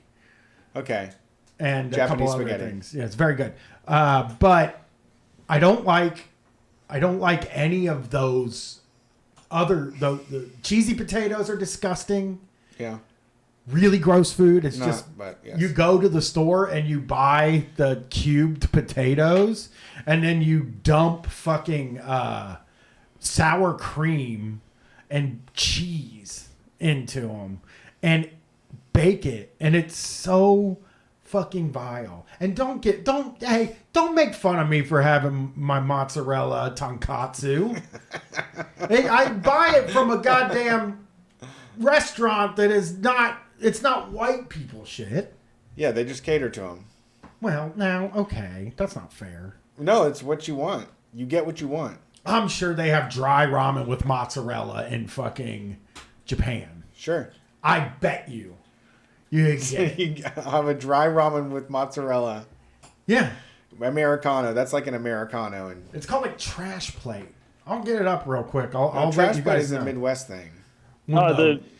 Japanese That's trash like plate. upstate New York or something. The garbage plate. That's Rochester? yeah. That's I'm thinking Rochester something or- different. Okay. Well, no. Buffalo is beef on weck, and Rochester might be garbage plate. It might be. I'm getting it up right now. I'll read you guys the ingredients. Of what? I've got to say, like, New ramen? Zealand is too small to have like a massive like cuisine of its own, but we get sort of the best of everywhere. And fuck, man, like the KFC around the corner from my house, the line of cars like every night is like 100 meters long. Like, What? I guess it's like 100 yards. Like People it's just go fucked nuts. up. People just go nuts for KFC. You guys love our fast food. I mean, like, it's just where I live. Like, I'm in a pretty like low socioeconomic area, and like, I don't know, the KFC just fucking pops off. Like, People I need don't that know why. those special herbs and spices. You don't have there's no Australian chain of chicken that competes? Nah, there's no. We don't. We've got our own sort of. I don't know. Like, we've got a real big history of like fish and chip shops. You don't fry and, like, chicken? Little small. Yeah, no, not really, man. Whoa. We've just got the American chain, so like just around the corner from me, I've got Fuck. McDonald's, Burger King, KFC. We've just got Taco Bell. Like I showed you the menu the other day. I mean, super expensive for what it is. Not trying to hipster or anything, but like KFC is dog shit compared to like real fried chicken that you could get in the Popeyes, South. for sure. hot chicken. Here's Just the real, like, I figured it would at least be like a family tradition of some sort. Someone's got a secret recipe, Yeah. I would hope, in Australia. So here's junk ramen, everybody. $13.90. Junk ramen. It's called junk ramen from Fukuryu. Okay. Soupless ramen noodles with all sorts of fun topping. Chopped pork belly, fried egg. I don't get the fried egg. I just leave that off, you know. Shredded cabbage, mozzarella cheese, yuzu mayonnaise. I also leave that off. I don't Oh my god. like the mayonnaise. And crispy noodles make this a fun new way to eat ramen. The dad meal. It's so good. This is what dad gets. Yeah. Dad chow. I don't need the soup. The soup is just like, what are we even doing here? You know, it's a juice. Oh, it's so good to I don't sip. like soup at all, It though. soothes your throat. Yeah, I'm not a I soup love guy. it. It just warms up your whole body. Yeah. Well, I'm not a soup guy. It's gross. I got to put in one thing just before I go, which is, you said do you think I'm from Australia, Brett? No, you're from New Zealand. You're a New Zealander. Sorry, I said Australia. Brett messed up. It was just an No, accident. I don't really care, but like, man, some people would freak the fuck out. It's like Canadians, you know, when you say they're American, if you meet them and they just get really, really bothered. You remember- what state would it be for you guys? I suppose, like, in Well, do you remember after 9/11 when they would when people who traveled overseas was like, oh, I put a Canadian flag on my stuff because so people aren't mean to me. Remember that? Yeah, because some tourists got yelled at like the Louvre or something. They were sending reports of like American people getting spit on in like European countries. Yeah. But we deserve it. Yeah, we should have been. It's happening right now with.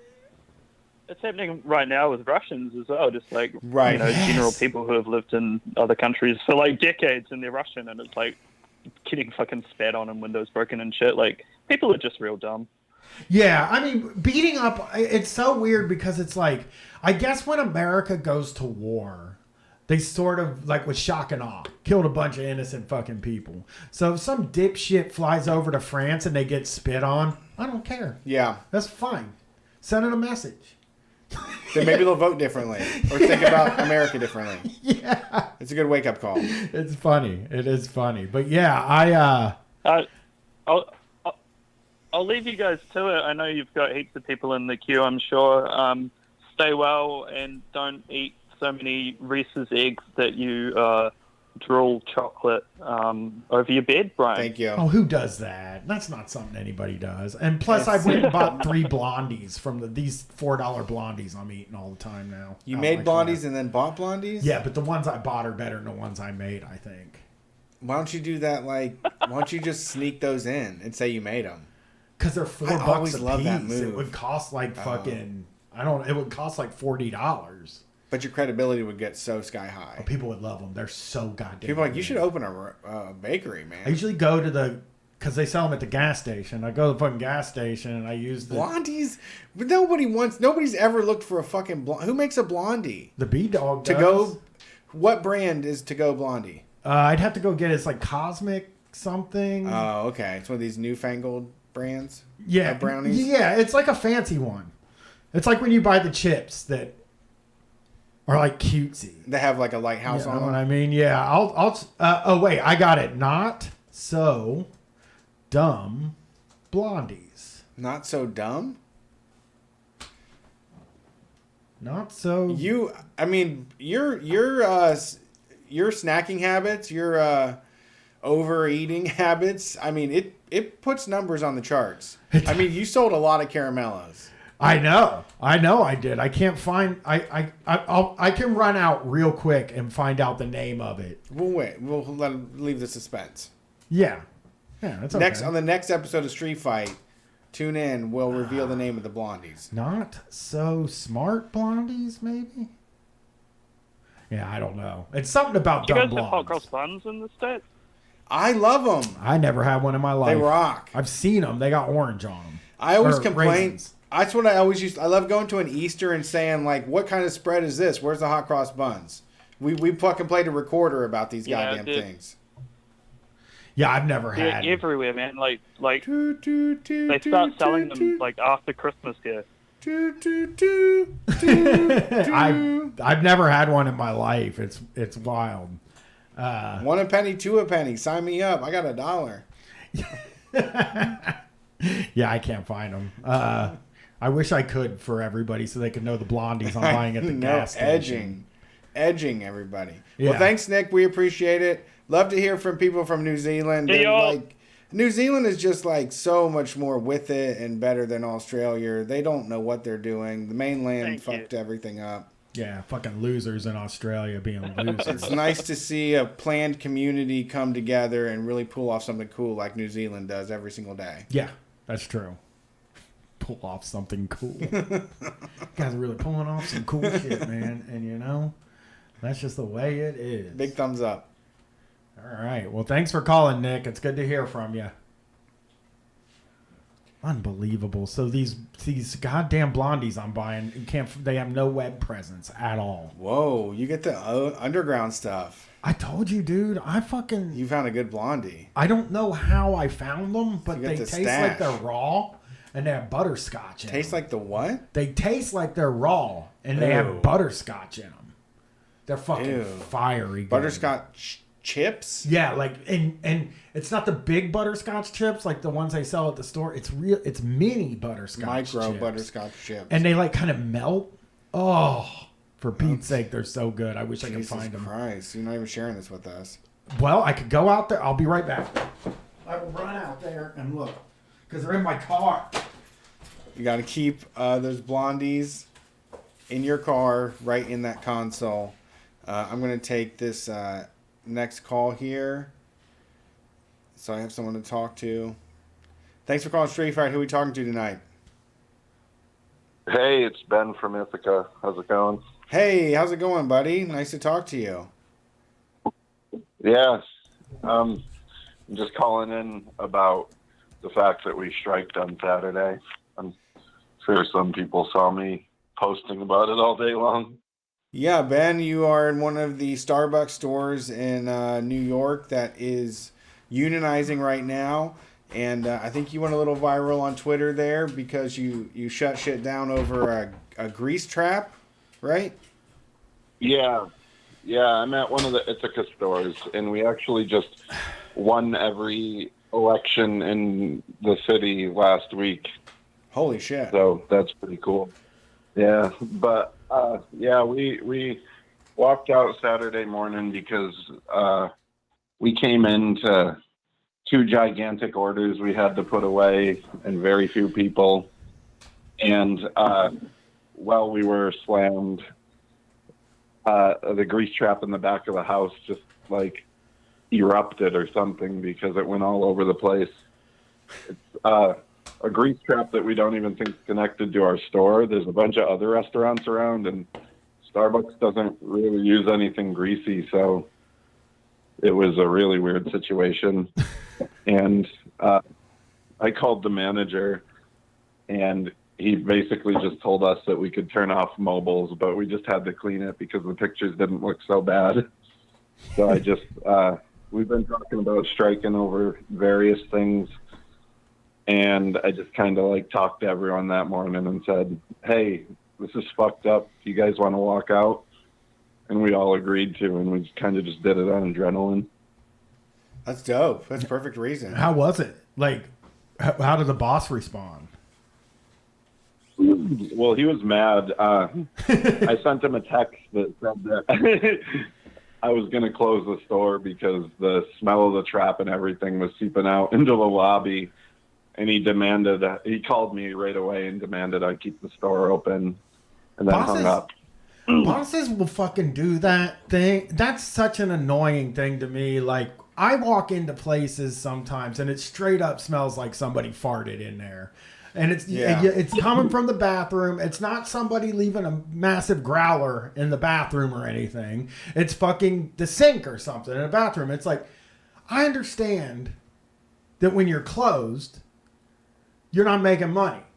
But this place smells like fucking shit. Yeah, we gotta get to the bottom of this. You're not going to get anything from me, ever. I'm never walking back in here because it smells like shit in here. And also, they barely make it easy to work on any regular given day. They're asking you to be flexible, which means give it your all and put in everything.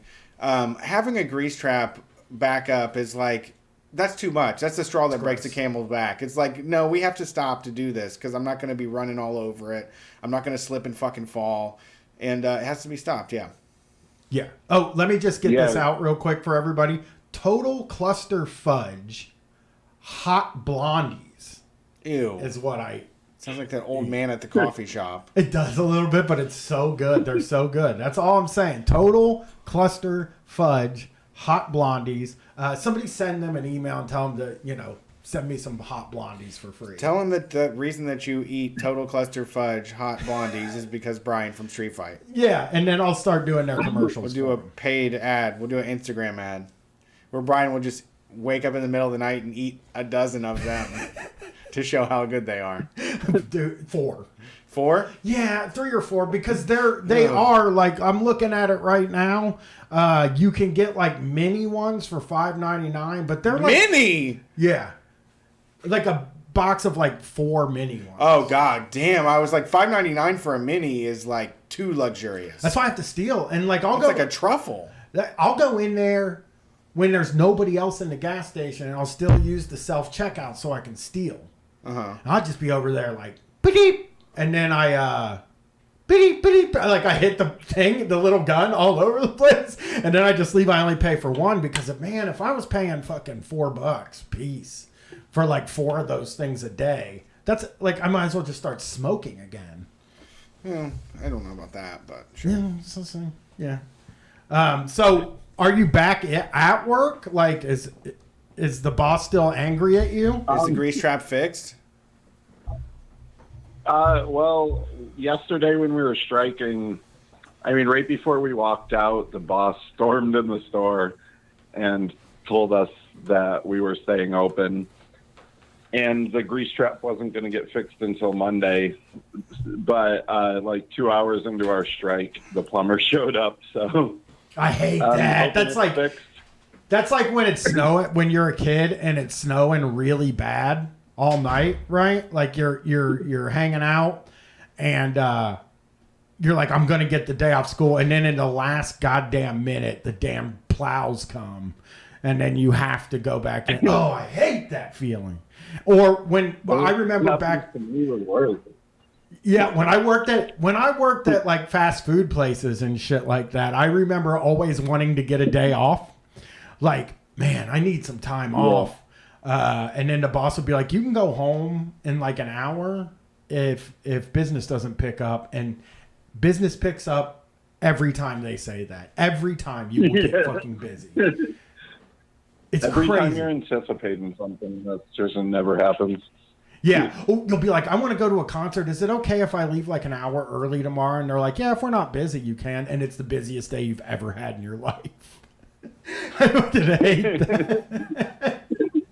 I happened to be so many times. That happened to me. I hated it so much, man. I remember at the call center, we had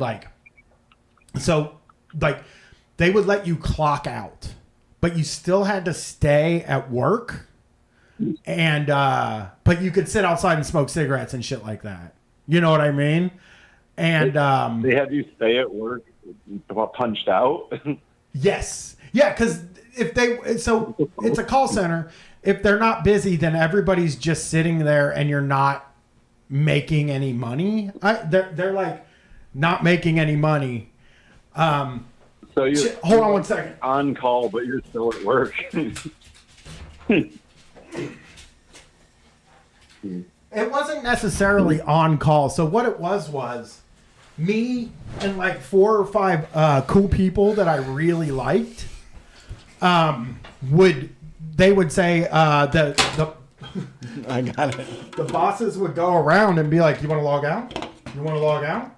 You want to log out? And most people were smart and they said no, because you're not making any money if you're clocked out. Me, on the other hand, and like 3 or 4 of my friends would be like, yeah, we want to log out. And even sometimes before they even asked us if we wanted to log out, we would be like, hey, can we log out? Because we're not busy. Like, we would just sit there and like watch, like look at the internet, look at the internet and shit like that. And even when we were on the clock. So like, we should have never taken the offer to log out. We should have never done that. But we did. Every single fucking time they asked me. There were weeks that I spent 40 hours at work for the week and got paid for 12 because I was just hanging around at work. It was crazy. It was the dumbest thing. When I think about it now, I just can't even fucking believe how stupid I was to take that. So yeah, I know that feeling of like wanting to get off work and like you're like, please just let me go home. And they're like, oh, just 1 more hour. And you're like, no, because if I work another hour, we actually had a guy call in one time that was working at Bojangles, I think, and they told him he could go home. So he went and clocked out and he started to walk out to get into his car, and they came and yelled for it and made him come back in. He go back to work. It's like, you moved too slow. Just pretend you don't hear them at that point. Yeah, fuck yeah, dude. But you know how you are when you're working. I mean, you're at you're working at what's it called? Starbucks. So it's like they fucking can call you on the phone and make you feel guilty if you don't want to come to work and all that shit. So, Yeah. That's kind of what they're doing at one of our stores in town as a union busting tactic. Like, there's so many call-ins that they just threatened to hire 18 people to make sure there's always coverage, which is just going to like absolutely drain everybody's hours, because who the fuck would want to like work when you don't have to, especially at a place like Starbucks. Yeah, I mean, Starbucks to me is like, it doesn't seem like it's not the worst place to work, right? As in like when you're thinking of like fast food and shit like that. Like Starbucks doesn't seem like the worst place to work, although the clientele might be a little tougher than other places. I mean, when I'm at work, it seems like it is, but then when I'm like in a long line at like McDonald's or something, and I feel absolutely horrible for being in there, I'm kind of reminded of the privilege of working at Starbucks. But I don't think I should be saying that as an organizer. Yeah, no, I get it. So everything's going okay though, right? Do you have is there a website people can go to help you out? Yeah, we have a strike fund up on GoFundMe. I don't remember the exact link, but just type in Ithaca SB Workers United Strike Fund. We called off the strike yesterday, and we're going back to work tomorrow, but we're still using the fund to like get paid and just for when we go on strike in the future, because it looks like that's probably going to happen again pretty soon. Here's the thing. You don't have to justify why you take the money. It's you deserve it. You're trying something, and also, I just want money. Yeah, that's the best reason. Is that we should throw money at these people because they're being bold and taking a chance, and it's going to take that kind of support. I mean, that's the kind of thing that makes people feel comfortable about doing this stuff, because it's hard to put the pressure on the boss if you feel like you're going to get kicked out of someplace or you don't have enough money to survive. So definitely. And they're breaking the strikes. You know what I mean? Like Howard Schultz is doing all kinds of fucked up shit. So I think that like Starbucks should have like the strike funds for Starbucks are very necessary. Yeah. So people are willing to do it. We've got it. I mean, I would love to see it to the point where people don't have it, but like there's enough extra money for people on the sidelines to just throw $5 at any of these actions and to get them funded. Yeah, Sam Kane in the chat said, Starbucks asks a lot of you, like work-wise, but it's less absurdly demeaning as McDonald's or something, which I think the thing about when you work at McDonald's or Burger King or something like that, it's not that the job is particularly demeaning or mean, it's the way people look at you. So I guess it is demeaning in a way. It's like, I hate the way people looked at me when I worked at McDonald's. I didn't hate working at McDonald's. I mean, it sucked. It was work. But like when people look at you and you're like, so you work at McDonald's, or you don't even want to say you work at McDonald's because you feel like the way people look at you. Whereas I feel Starbucks is in that elite sort of area of like it's still like a working class job and all that stuff. But it is kind of like working at the movie theater. Like it's a job where like other people would be jealous of you. I think, but I don't mean to. I think the people that go to Starbucks consider the cashiers to be idiots. Really? Yeah, I don't think they have much respect for the people. The kind of people we serve don't exactly. I mean, some of them treat you like you're their therapist, and some of them treat you like you're working for them. But I don't want to misrepresent it. I do want to make it clear that I would not compare it to a movie theater. Our store gets so busy that we're like sometimes 50 minutes behind on mobile orders, and we're on a college campus, so kids are like coming in and screaming at us all day while we're having to like finish like really complex cleaning tasks. We have like sets of cards we're ordered to finish before we leave, so that's crazy. It's like a mentally draining job. Yeah, for sure. I when I walk over the summer, I go to the Starbucks on Ohio State University campus, and it's just a whole different ball game from any other Starbucks. It's just you go in there and it's like It's always busy. There's a long line. People are mad. I think the thing that makes me fucking crazy with Starbucks is the same thing that makes me fucking crazy with Chipotle, is that like people are unnecessarily mean to the people that fucking work there because it's taking a long time because of the apps and the order online and shit like that. Like you can just be like, I'm just gonna fucking order. I'm on my phone. I'll just order a quick Starbucks. I'll stop in and pick it up. Seems like it's gonna be the easiest fucking thing in the world. And then when it's not there, I got to assume people get furious about it. They think like, why can't you just make the coffee faster? And it's like, because it takes time. It's not like a thing. It's not like even like McDonald's where like you had the food ready and you just had to grab it off of a thing and hand it to people. Yeah, it's made to order. Everything is made to fucking order. Yeah. And I remember at McDonald's, like, people, if you go to McDonald's and you order a special order, like if you order a cheeseburger without mustard or something like that, that actually has to be made to order, right? But if you just go in and say, I want a quarter pounder with cheese, we got quarter pounder with cheese up on the little warmy thing. We grab it and we put it in the bag or on the plate, and boom, you got yourself a quarter pounder with cheese. People would come through and order special orders because they know it gets made fresh. Like you would hear it all the time because they make it fresh. Yeah, yeah. You know what I mean? And they would come in there and fucking be so furious that it took a long time to get their food. And I would just be sitting there like this. Yeah, and all you had to do was take a knife and push the mustard off of the burger and you would have been, or the onions, because that's what people hate, the onions at McDonald's. It drives them nuts. Stupid, but yes, the little ricey onions. So good. Yeah, that people would complain about. I got my daughter addicted to those. People hate them. I make McDonald's onions at home. I would say maybe those are my favorite onions. They go on anything. Yeah, I would just say that the most they're like made from flakes too.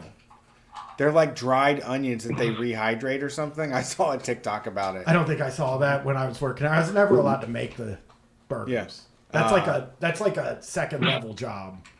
You come in, you either do fries, drive through, buns, or meat. You never get to assemble. That's next level.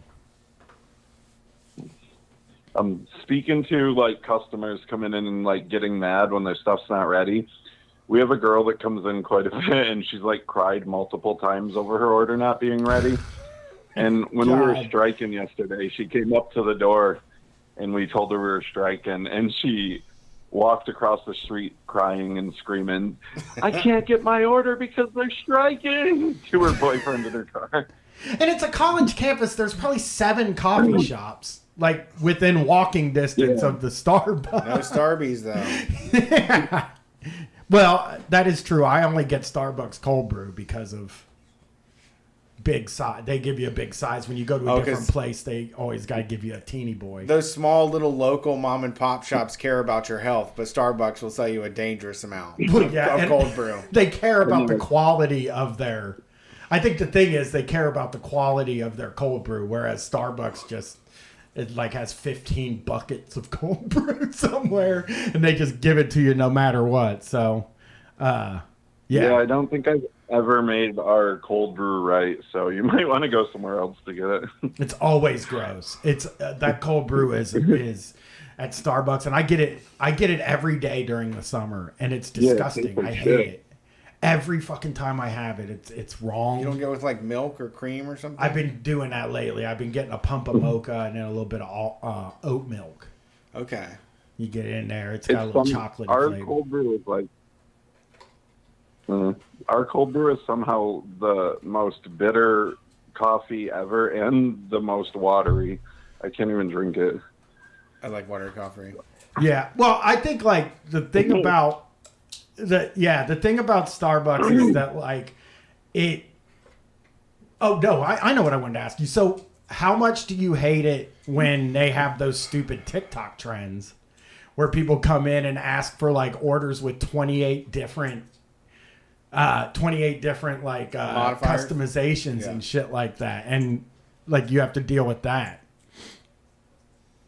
They're awful. we've got like 7,000 different kinds of cold foams now because of that. They have to be made on like 3 different areas. So like I'd say that has pushed our wait time back so much. Yeah. Yeah. I would hate that. I mean, that whole thing is like that off menu stuff. Like, we got to stop that. That's the only place where I see Gen Z being entitled. Is that you didn't fucking, when I was growing up, man, you didn't fucking have off menu shit. Nobody had off menu shit. Now it's like every place has an off menu thing that's supposed to be the best thing that they have there. And I think it's wrong. That's all. These younger generations need to come in and order what is on the menu. You'll get like a mobile ticket with like 14 or 15 different things on it. And when I look at those, I forget how to make the original drink because they're always so complicated. And that's like every other drink we get now. Yeah. I see them bragging about how long their receipts are online. This is the same thing I have to imagine people with Taco Bell. Like when you do the Taco Bell app, you can make up things that they would never think. You can get like habanero ranches and shit. You can get all kinds of weird sauces. You can throw everything. You can get a whole salad on top of a fucking taco. Yeah. They let you play around too much. Yeah, they shouldn't be letting you play too much. I mean, like the only place that let you play too much when I was growing up was Burger King. They would let you play around all day and all night. You know, because why did I do that? Was that the gimmick? Have it your way? Have it your way, yeah. Because I used to order the veggie burger with barbecue sauce and onion rings on top, like a Western burger. And they were always okay with that. Yeah, they fucking that was their gimmick. They were just like, you know, Burger King is have it your way. Yeah. Because when you you have to. The thing I always hated about Burger King, the bummer, is that you have to ask for the Whopper without mayonnaise, which there shouldn't be mayonnaise on a damn Whopper. That's a premium topping. I also think they should include the cheese, but what are you going to do, man? They're trying to do the have it your way gimmick. Yeah. You know, so they make you pay for the cheese. So, well, good luck with the strike, and thank you for calling. Yeah, can I plug a couple other strike funds through us real quick before I go? Absolutely. Seattle's also on strike. I don't think it's the original store, but it's pretty close. I know there's one on Pike Avenue or whatever it's called striking. And I don't remember the other city that's striking right now, but if you go to SB Workers United on any of the socials, it'll be pretty easy to find. Starbucks is really fucking going in on us now, so if you could support everybody, that would be great. Yeah, absolutely. Yes. Well, thanks for calling in. I want to read this real quick. Yeah. Peace. Hey, it's Vina in the chat said, when I don't know how to ring up custom orders, the customers get so fucking pissed at me. It's like, get something straightforward. Seriously, why do you have to make up all these drinks? Because it's the trend. And they said that like TikTok, I don't know what the drink is, because that people will come in and say, can I get the drink from TikTok? Like, I don't fucking know what the TikTok drink is. Yeah, they don't tell us. Yeah. They don't teach us a dance to make a fucking drink on demand.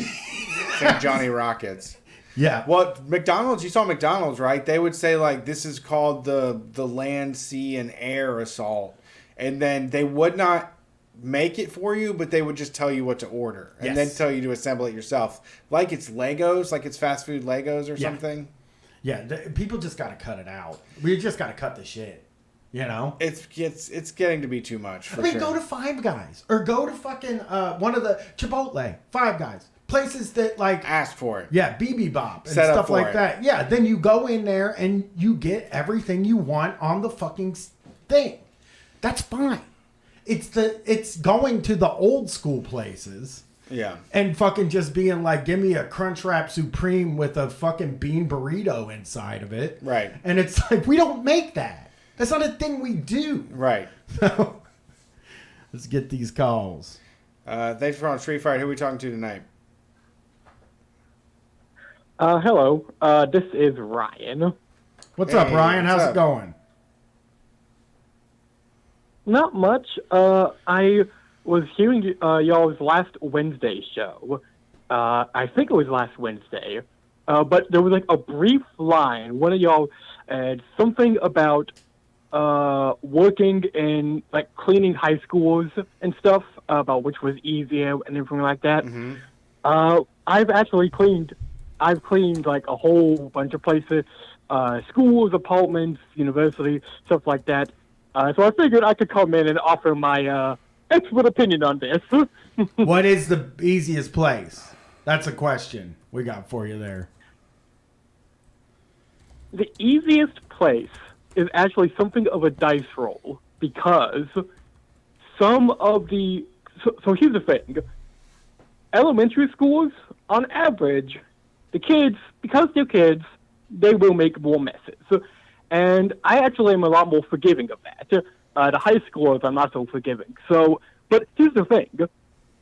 Because the elementary schools are a lot smaller than the other schools, typically it can either be very busy because of the kids, or if the kids are relatively all right with trash and stuff like that, then it actually would be really easy. There was one school I cleaned, but like, there was one school I cleaned just by myself. The entire school, it just took me like 8 hours to clean the entire school by myself, top to bottom. Sure.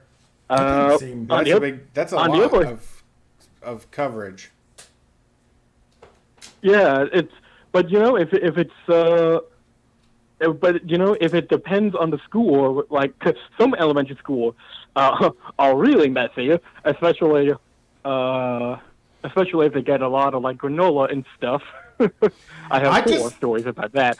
But I just felt like. But let me tell you though, like. No, go ahead. I'll just say real quick. So like, by contrast, like there were some elementary schools that I can do this by myself.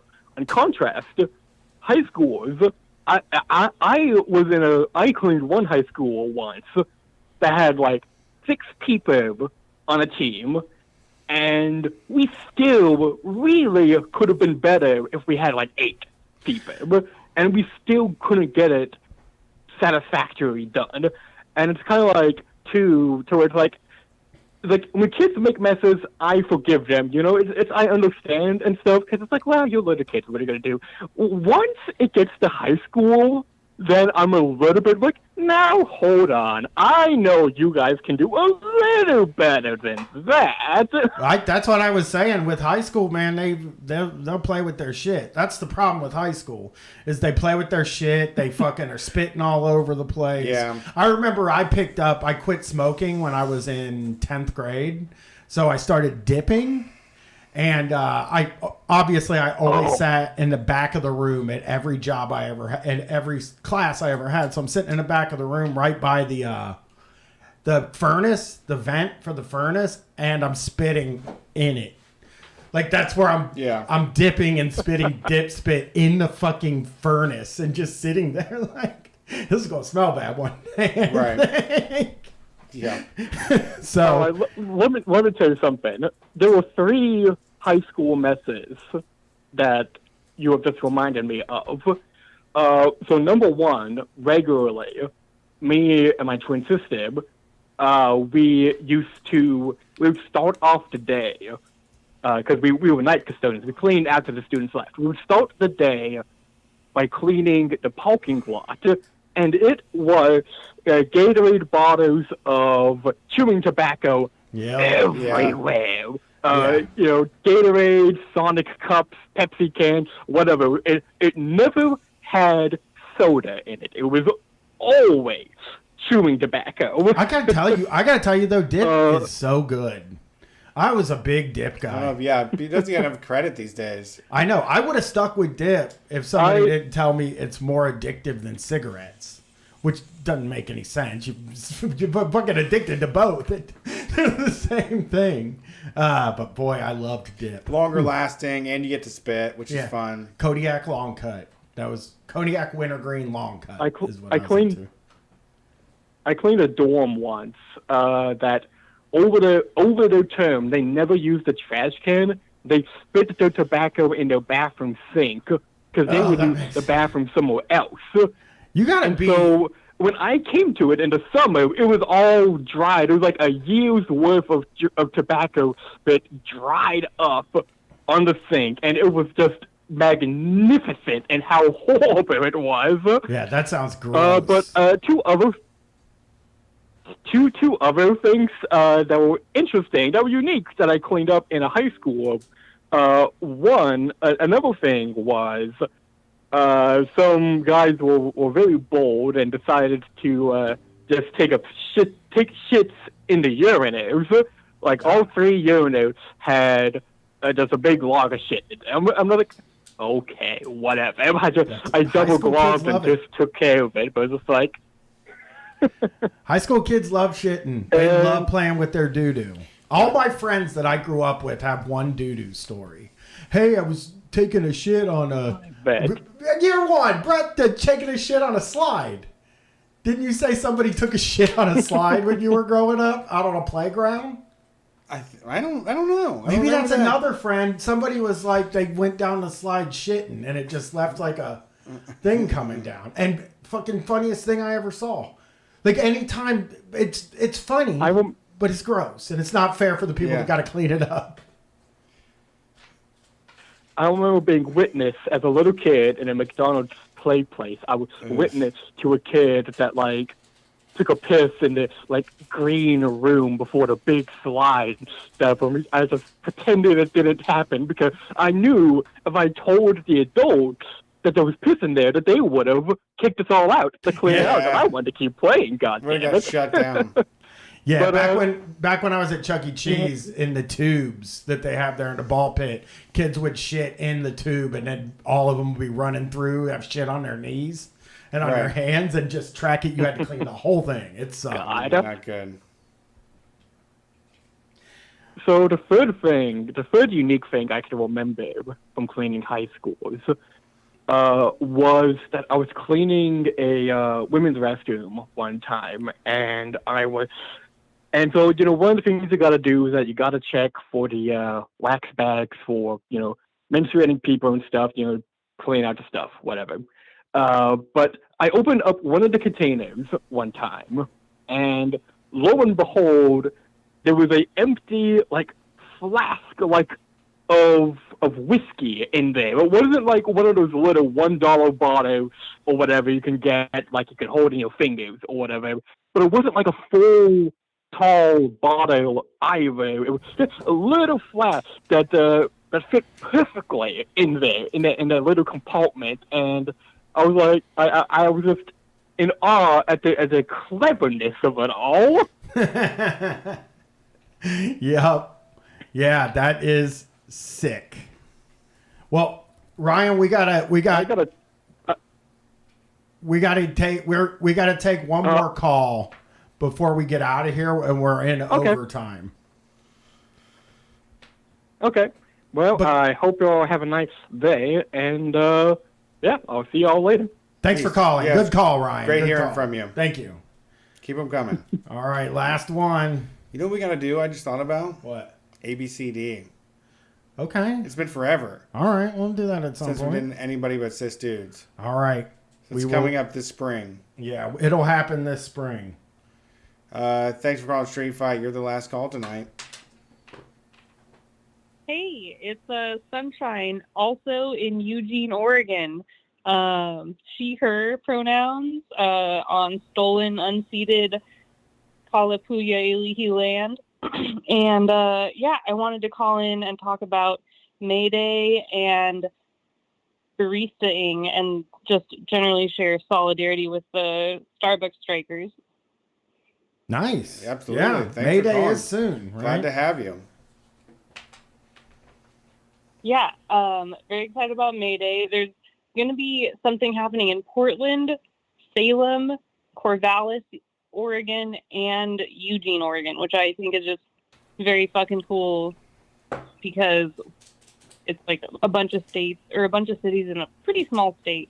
And I've seen things shared for May Day and all over the country, and I want this to be the May Day of all of our dreams. So I hope all the workers out there take the day off And Yeah. you guys should take the day off too on Sunday. I'm Is gonna it a just tell you that Sunday? right now. It is a Sunday. Maybe we will, maybe we won't. I don't know. We probably should not, but we can. It wouldn't kill me to take a day I'm not off. complaining. Yeah, we'll figure it out. I think it'd be nice to be here on May Day and able to talk to people. Because nothing happens. Nothing happens here, though. There's not really any kind of throw fire bombs or something. True, yeah, but there's not like a thing that we can go to. So, but I mean, you know, it's a good point. We should take May Day off.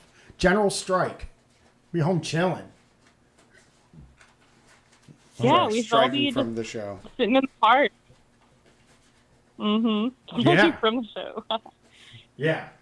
Well, we'll figure that out closer to the time.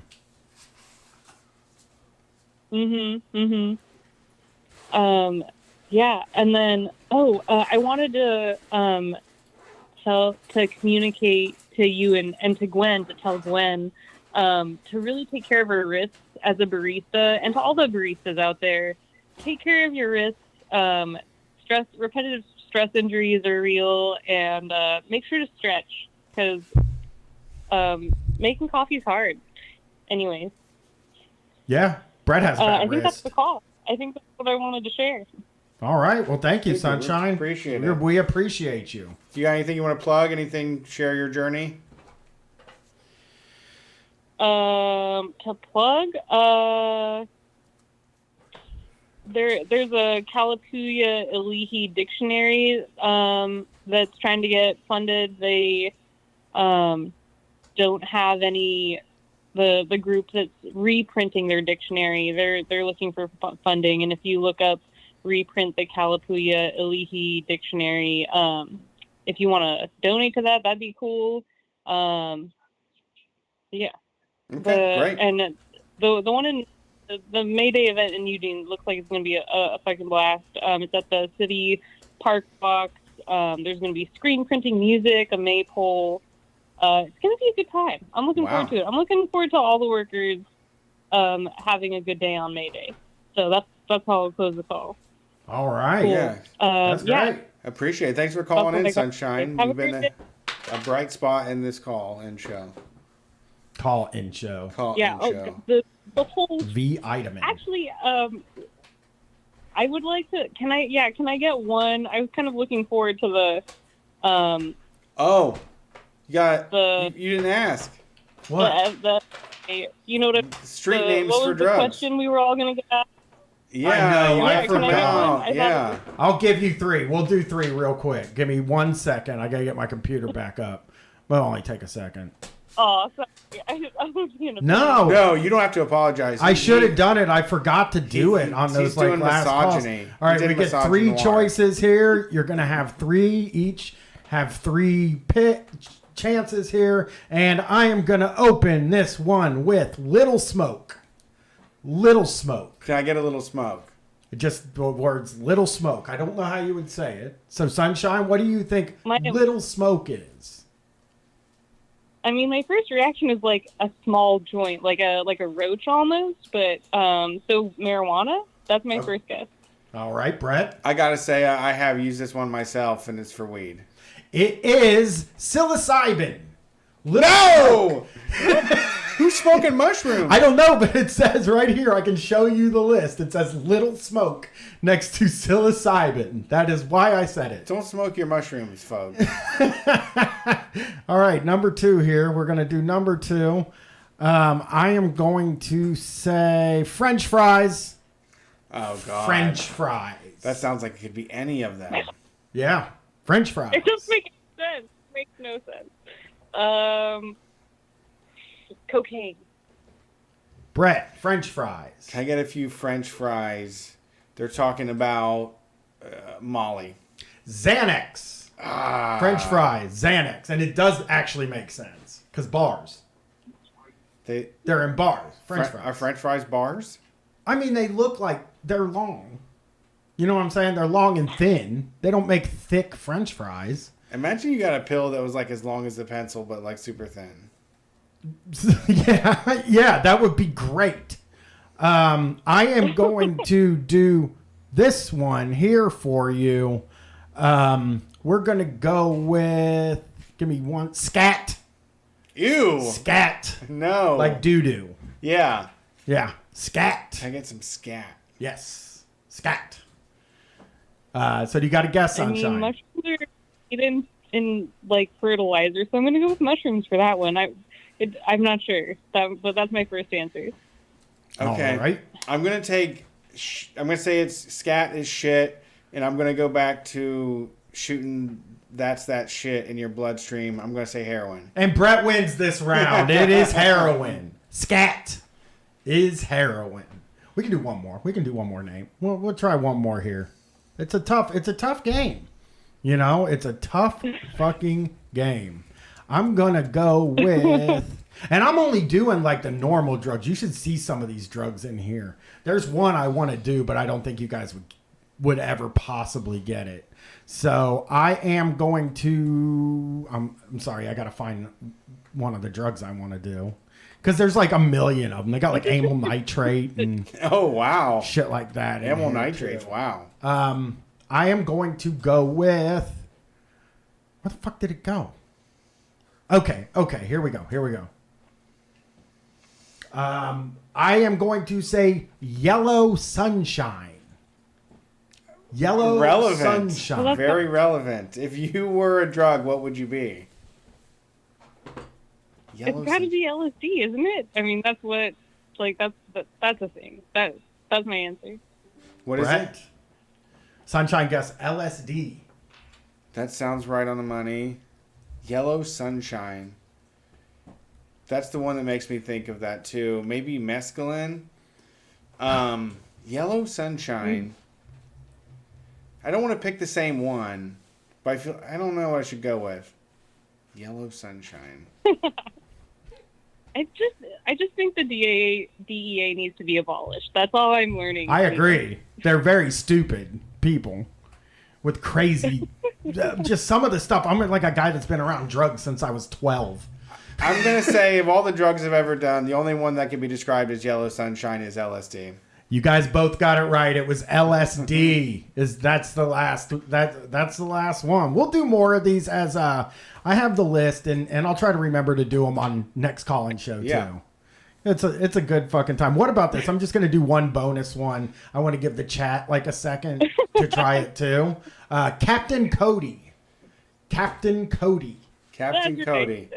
No, I'm not. I refuse. I quit. Captain Cody. Can I get a little bit of the Captain Cody? I'm trying to get like Captain Cody tonight. I love the name. I love the name Captain Cody. I'm thinking Cody with a K. I'm thinking it's ketamine. Nope, it is codeine. That's why I didn't do it. Oh, codeine. People don't think about codeine, but yeah. Well, I listened to enough Houston. I just went and saw Slim Thug. I know about codeine. I was trying to pick like really simple drugs. You know what I mean? Like the chat knew. Yeah, hot stick is the best one from tonight. I'm always chiefing on hot stick. Yeah, somebody fucking. We're gonna make hot stick the one that sticks. All right. Well, the chat has done a lot of codeine. Yeah, I can't believe it. 90% of Street Fight commenters have done codeine. Yeah. Bye, Sunshine. Oh, they want to know what school bus was. That is Xanax. Yeah. But I tricked Brett because I had done study buddies earlier, which was because most of the Adderall names school related have school. Yeah, they're like a school thing. So, all right. Well, that is the show. That's Street Fight Radio. Thanks for tuning in. We'll be back next week to take your calls. If you want to get in this damn thing, we're here. We're going to be live Wednesday night at 6 p.m. Head to twitch.tv/Street Fight Radio. Jump in the chat. That's where it's at. Lots of cool people hanging out. We appreciate all y'all that show up. It does mean a lot. Thank you, Alftawella.com, Hot Tits 420, Winners and Losers. There was also somebody that's like, I've had anxiety forever. One of their names was something like that. Cheese Sandwich, Stuck and Phoned. I like that. Moloch's Frolix, Sam Kane, all y'all, Keep it going. I love the commentary, and we'll be back on Wednesday.